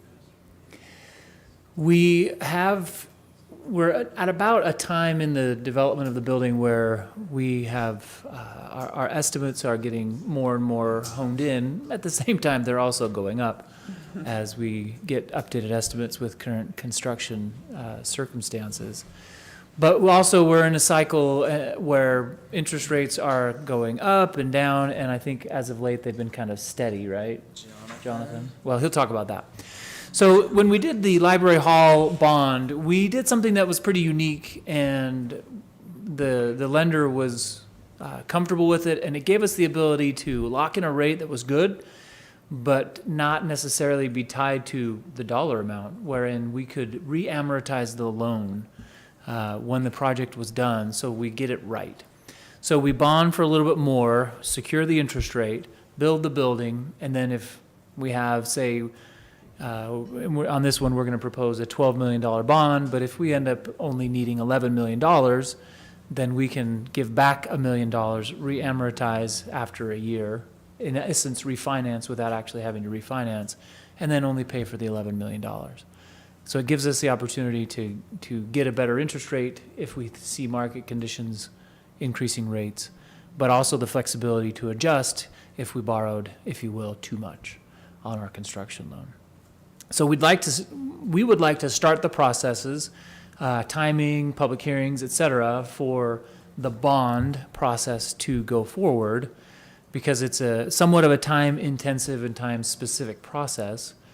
And we'd like to give you an outline of what that is and then get your direction of whether or not you're comfortable starting those processes, not immediately going out and getting the bonding, but Jonathan from Zions Bank will kind of explain all of the processes and timing. And if you're comfortable with that, we'll move forward. If you're not, then you can give us the direction of what you'd like to do. We can answer any questions that you have about the building right now as well, but let's start with Jonathan from Zions Bank, kind of outlining what he's seeing and what he would recommend that we do. Jonathan, why don't you also make sure to touch on LBA versus revenue bonds and the what's and whys for that as well. All right. Can you tell me your last name? Yes, it's Ward. Thanks for hanging out with us for a couple hours to get to this part, Jonathan. We And appreciate it. Jonathan, you don't have to use words like PTIF and Yeah, he stuff does. to impress the Yeah, he mayor. does. It's cool. All right. Okay. Okay. You know, PTIF. I'll tell you, this is a fun crowd. Fun city council meeting. Pleasure to be with you. We've looked at different financing tools for this particular project. Sales tax revenue bonds is an option. You can do lease revenue bonds, which are sold by the building authority, the local building authority that was created by the city last year for the project to the south of us here. And you can do fiber network revenues as a security and the sort of source of repayment for the bonds. Three different, very common, very typical sources of security for bondholders. The sales tax is one of the most versatile security types you can use as a city for financing all kinds of projects. The building authority, lease revenue bonds, is somewhat limited to buildings, as the name implies, and then the fiber revenues are going to be very limited to just fiber projects or network projects. There's a difference between the two. One is, although for 20 years now the city's had and run its own fiber network, a lot of other cities across the state and across the country don't have their own fiber network. And because of that, the security source is somewhat unknown and in some camps considered non-essential. So we look at these three tools and say, well, which ones are going to give us the best interest rates, going to give the most security, if you will, to bond investors. Sales tax is probably the most secure of the three because it's a direct pledge of your city's sales tax. If you don't make payments, the bondholders take your sales tax. On the other hand, the lease revenue bonds are annually appropriated payments from the city council to the building authority. And because it's annually appropriated, it gives some additional risk or builds in some additional risk to the financing because the city council could choose not to make the next year's payment to the building authority, and then the building authority has no money with which to make payments. So there is that added layer of risk to it. And then the fiber revenues and the network revenues, because of the perceived non-essentiality in some investors' minds, would make it even more risky still. So we looked at those three and focused closely on the lease revenue bonds as sort of the middle of the road option, least expensive, but also very useful because it is a building. It preserves the sales tax option for other projects that might be coming down the road. And it also doesn't restrict the city from using fiber or network revenues to make the repayment. We're just giving a different pledge to investors. And so it makes a little more sense. In addition to using that source as security, we can cross-collateralize it with this building to the south. The building authority already sold bonds for that particular project. It has its own sort of layer of essentiality associated with it because it will hold administrative offices there, the finance and utility offices, as well as the library, as well as city council chambers. And so cross-collateralizing those two buildings gives investors an added sense of security, reduces the interest cost. That's sort of the thought process and the analysis that we've gone through as we look at different tools here. As far as the process goes, last year you created the building authority. So we don't have to do that again. Now we just need council approval, not, I guess, the council. If we choose to do a lease revenue bond, it wouldn't be the actual city council, but it would be the board of trustees of the local building authority wearing a different hat that would vote to approve the issuance of bonds, call for a public hearing, and then we go forward. And I guess it sets the parameters, the maximum not to exceed amounts, like Seth suggested.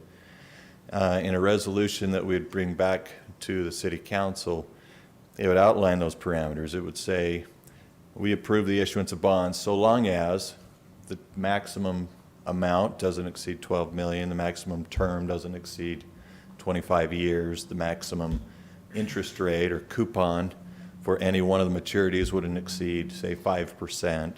The discount from par wouldn't exceed 2%. Those are generally pretty standard parameters. And again, we've told you this before, but the parameters are not to exceed amounts. So we're not going to box ourselves in by setting parameters that are too restrictive, even though we think the interest rates on average today are probably closer to 3.25%.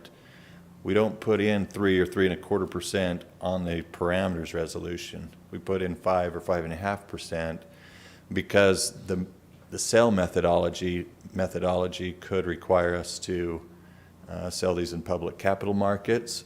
And if that happens, investors might ask for a higher coupon on the very last maturity.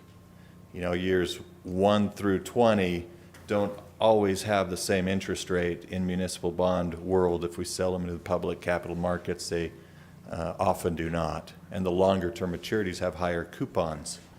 So we'd anticipate that could be a possibility if we needed to go that route, and we'd build it into the maximum parameters. And then allow designated officers in the resolution, usually city manager, finance director, to rein in or narrow those terms and conditions once we better know what that is and what direction we're headed in terms of sale methodology. So a lot of different avenues, and as we start this process, we want to make sure that we're covering all the possibilities, because this is a very critical part in this process, which calls for the publication of a notice of bonds to be issued. That starts a 30-day contest period wherein anybody in the city can come and express their concerns, their frustrations with the project, the process, the bond types, whatever. But we want to make sure that process is underway, and we have the flexibility to make turns, pivot, adjust as the market dictates. So a lot of different things are envisioned after the council considers the first resolution. I think the date anticipated, we'd bring back this resolution if the council's willing to hear it.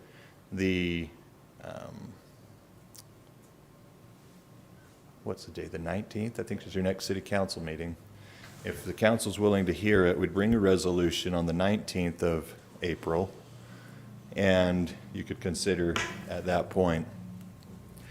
We'd come back in the month of May, the 17th of May, to hold a public hearing.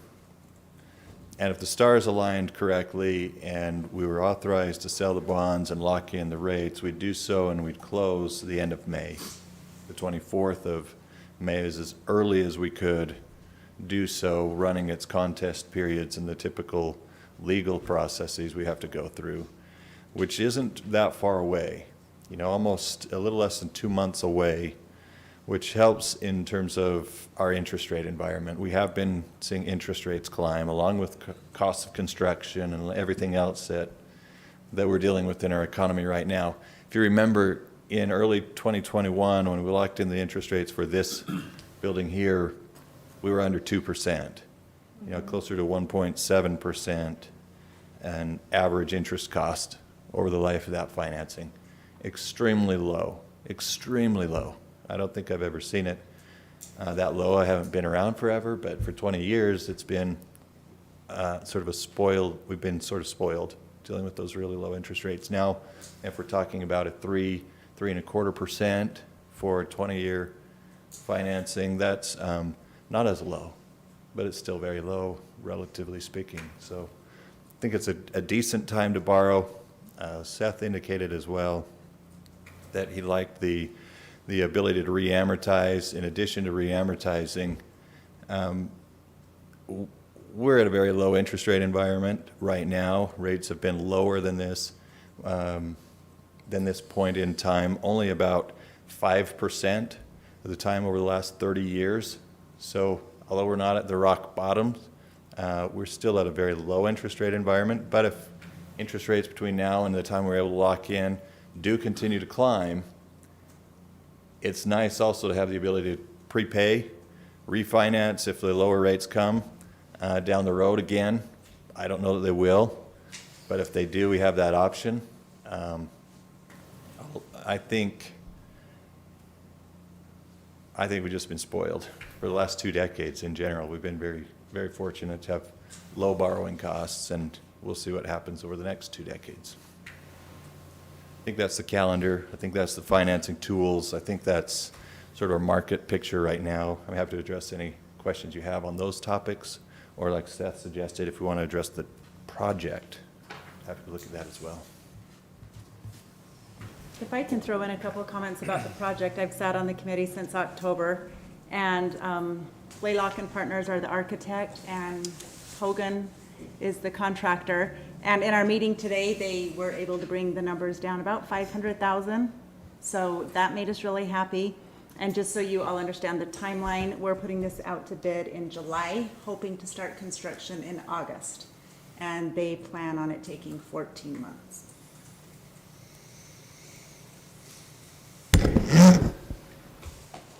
Can Brian still make the payments with the up in costs?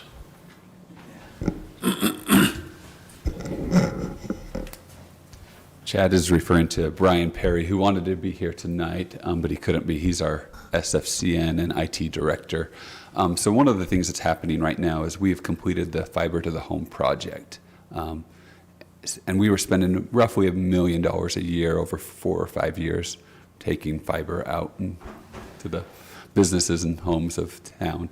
So that $1 million would make it so that we are able to fund the internet and cable revenue and phone revenue will be the payment source for this. Even though the local building authority will be the one to carry the debt, we'll transfer money to that fund from SFCN's revenue. So, and I haven't seen the costs, but I'm sure they've gone up as when it's, I think we started out at 8, didn't we? He's saying around 9. 9, and so it's gone up 3. So if we do this LBA thing, so this puts the building up for, and I think I asked this question when we did it here, what happens if he can't make the payment? If he default on the payment? He defaults on the payment. Correct me if I'm wrong, Jonathan, Seth, but then they can repossess the building, right? True. But we could make that payment if we could. I mean, we really don't, I mean, we don't want to lose SFCN building, but. No, we'll be able to make the payment. One of the awesome things about SFCN internet particularly is number of customers has increased, and percentage, the take rate of our residents has increased. We're north of 80%. We might even be north of 90% on the market share, I guess you would say. Okay. I mean, even though some people consider it a non-essential service, I mean, we want to have the ability for our businesses and homeowners to have that. So this is what we want to do, is do this like we did the library again, and do that authority, us being that authority then. Yes. Yeah. Okay. So to your question, as Jordan mentioned, we have about $1 million right now that's been going towards capital projects. Those capital projects are ending. We have other capital projects that aren't ending, and those revenues are there for that as well. The first year's bond payment on this will be close to $500,000. The first couple of years will probably be $500,000, and we'll structure the debt such that it'll stair step up over a couple of years, but it'll plateau somewhere around $800,000, maybe in 7 years, maybe at $900,000 in 7 years. It's in 7 years' time, with the growth that we continue to see in our internet, specifically the internet side of the business, the SFCN won't struggle to pay the debt service for this at all. Yeah. And again, remember the debt, we would borrow no more than 12, but we hope and would expect that the actual loan would be somewhere less than 11, depending on what we do in the design work.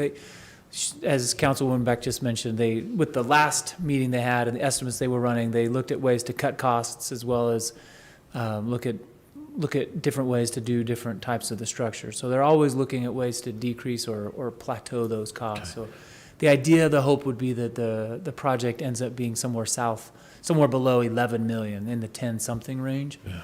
And then we would just re-amortize down to that when we're done. So the reason I ask is if you can make the payment, because SFCN being a little different than the rest, who knows what the next technology is? He has to update that on a regular basis, and that usually requires a large sum of money. And he's been using the $1 million to do a project, of course, and sometimes it's $500,000 to update some of that technology. Yeah, good question and good point. The largest update, however, is the fiber in the ground. And now that fiber runs from the head end, our building that we have right here, now that spiders throughout the whole city, and we're doing the fiber ring that we've talked about, now that we've got all of that in place, they haven't yet invented something faster than light. And so the fiber is the most expensive and still will be the usable thing. Then it's a tool at either end. And so we need a switch at the node and we need a switch at the head end. We already have we have 10 gig speed switches at the head end, and that's 15 years away before we consume at that level. So it's now just hardware. And that's expensive, but it's not millions of dollars. That's thousands of dollars expensive. And so that's a lot easier switch for us to make when we get to we need more 2 gig or 5 gig or 10 gig. Right now, Brian thinks we'll jump from 1 to 10. There could be some iterations in between, but right now he's planning for at least a 1, and then the next step being a 10 gig leap. But there are a few people today that truly would be able to use something greater than 1 gig. But when we get to that point, we would just need switches. So we shouldn't need to have any more fiber in the street going to each one of our homes. And we have lots of fiber that is even still dark up in the air and underground throughout the city. So that's the biggest expense. And so we have capital abilities for those servers, switches, and ports and different things like that ongoing. So that should be fine. We should still be very upgradable as technology advances. Jonathan's going to cringe for me to say that it's this base because municipal finance is a lot more detailed than this, but lending taught to me 18 years ago was character, capacity, and collateral. And if you can't figure out the first two, you don't want to rely on the third, which is taking back buildings, and bondholders certainly don't want to rely on taking back a library from a city and city offices. It's not the best way to assess that risk. So the character of the city, which would be our bond rating, right, very favorable, means we pay our bills and we pay them on time. And the capacity is what's went over right here. We have the capacity to repay debt, which makes that bond interest payment as low as we possibly can, right? And the collateral's there for the third part, that we don't want anybody taking our library. No one wants to have to do that. Thank you. Any other questions for Jonathan, Seth, or Jordan? I think we go forward. Is that what? This is yeah, go ahead. Can we, you may be getting to this, but that's the next, for me, the next question is, do I call the bond attorneys tomorrow and say, we need you to start preparing a resolution for the 19th? If that seems like a workable plan, that's what we'll tell them. Otherwise, we just push this back and see what happens at that point.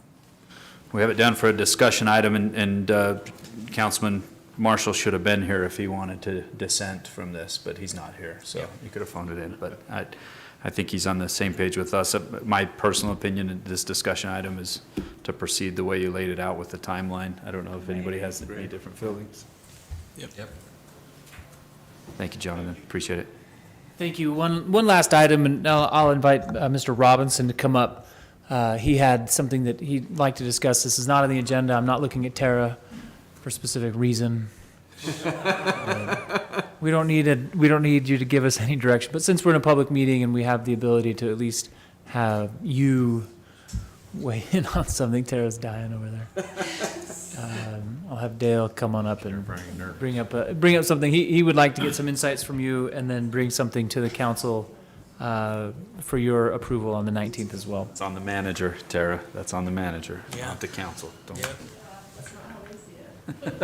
It's going to be okay, Tara. It's all going to be okay. We have, hey, can you bring that map back up real quick, the one you just had? We have a bunch of anxious citizens who are wanting, we've talked about this community garden right here. Shake your head, is this not familiar at all? Have we never talked to you about the community garden? I saw something on social media about it. I said, Well, of course, It's good. social media beat us to everything. That's where we have the farmer's market. Right. Just gonna tap. Well, into we're it. just using this, Just gonna grow it this there. strip right here. We're not going over here. Pick and pull. So we've had a group of citizens that have wanted to have a community garden. We've been working with Vaughn and Terry. Yes, it's my fault that this didn't get on the agenda. We've been working with Vaughn to get an agreement with the Community Action Services and Food Bank. They're the ones we're doing the agreement with. Basically, all the city's agreeing to do is to provide them this piece of property with some water. Our water. They're completely responsible for everything else. So that's the agreement that Vaughn's been working on. The reason I was anxious to do this is it is April 5th.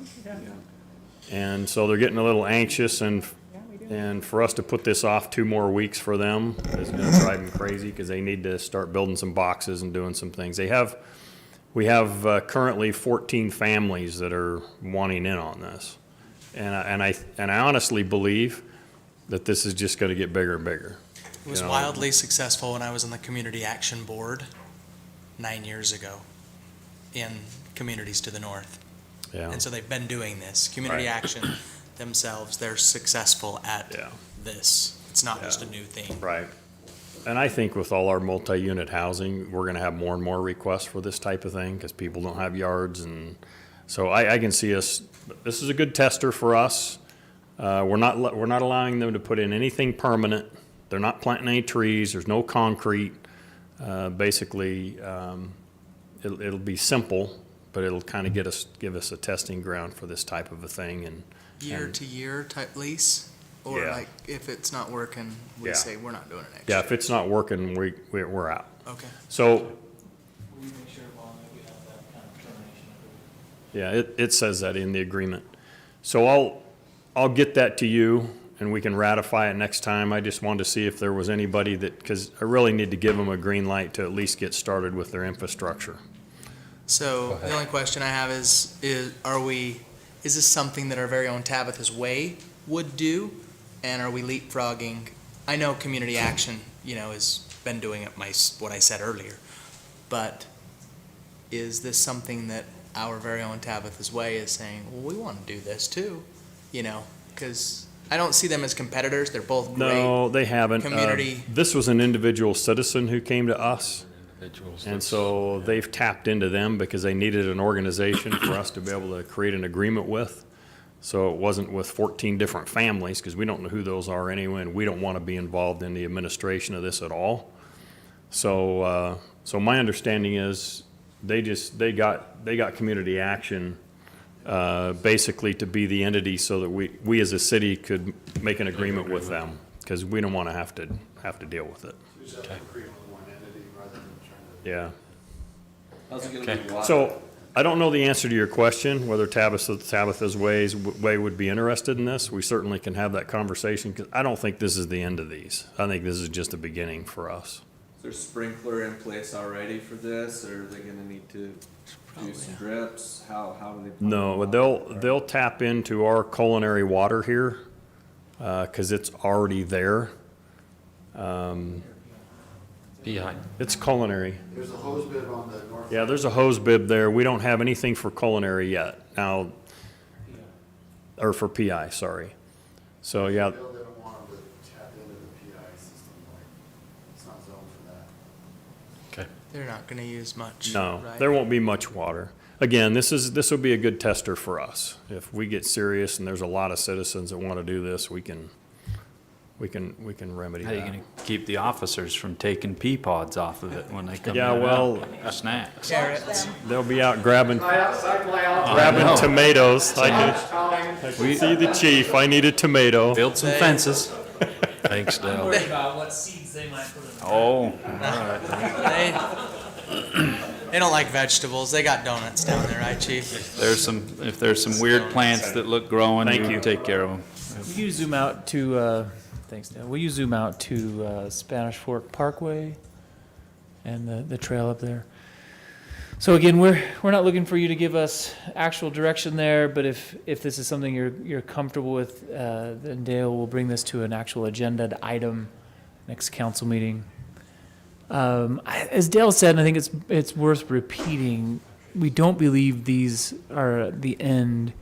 This is the only request. And so if Tabitha's Way, for example, wants to do something more formal, there is an area right here that we have a lot of land. So we have 120 or so feet between power lines and in this Rocky Mountain Power Corridor that we have water, right, Dale? Yes. We have water in here, and we've got a great trail system that's right there in the beginning stages. By beginning, I mean it's just right here. This trail will eventually head all the way to the mouth of the canyon. But in this area, some of our sketches and plans with Rocky Mountain Power and our approval says we could do community gardens in there. And that could stretch, 2 miles. So if this is a positive experiment, then we could see some of these in multiple places. And that's a great use for some spaces like this. Gets people out, but also gets people in public spaces. And the way to make public spaces safe is by having lots of people there, lots of eyes there. So we think we've got a lot of places where this concept could work. We just don't know if the concept will work. And so this is a good test place for us. It's in a safe place. I don't know if there's a safer space in the city for us to try this out.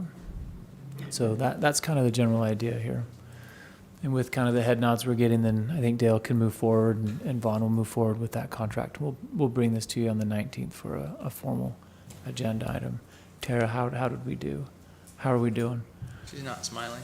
She's not smiling. Skirting. She's upset. Dang it. Thank you. Thank you, Seth. Thank you, Dale. All right, anybody else have anything to bring before Nope. this body before we go into closed session? Motion to go into closed session for land transaction and reasonably imminent litigation. Motion made by Councilman Gordon to adjourn into closed session, seconded by Councilman Euler. This is a roll call vote. Councilman Euler. Aye. Councilman Argyle. Aye. Councilman Gordon. Aye. Councilwoman Beck. Aye. We are adjourned into closed session. Thanks for joining us.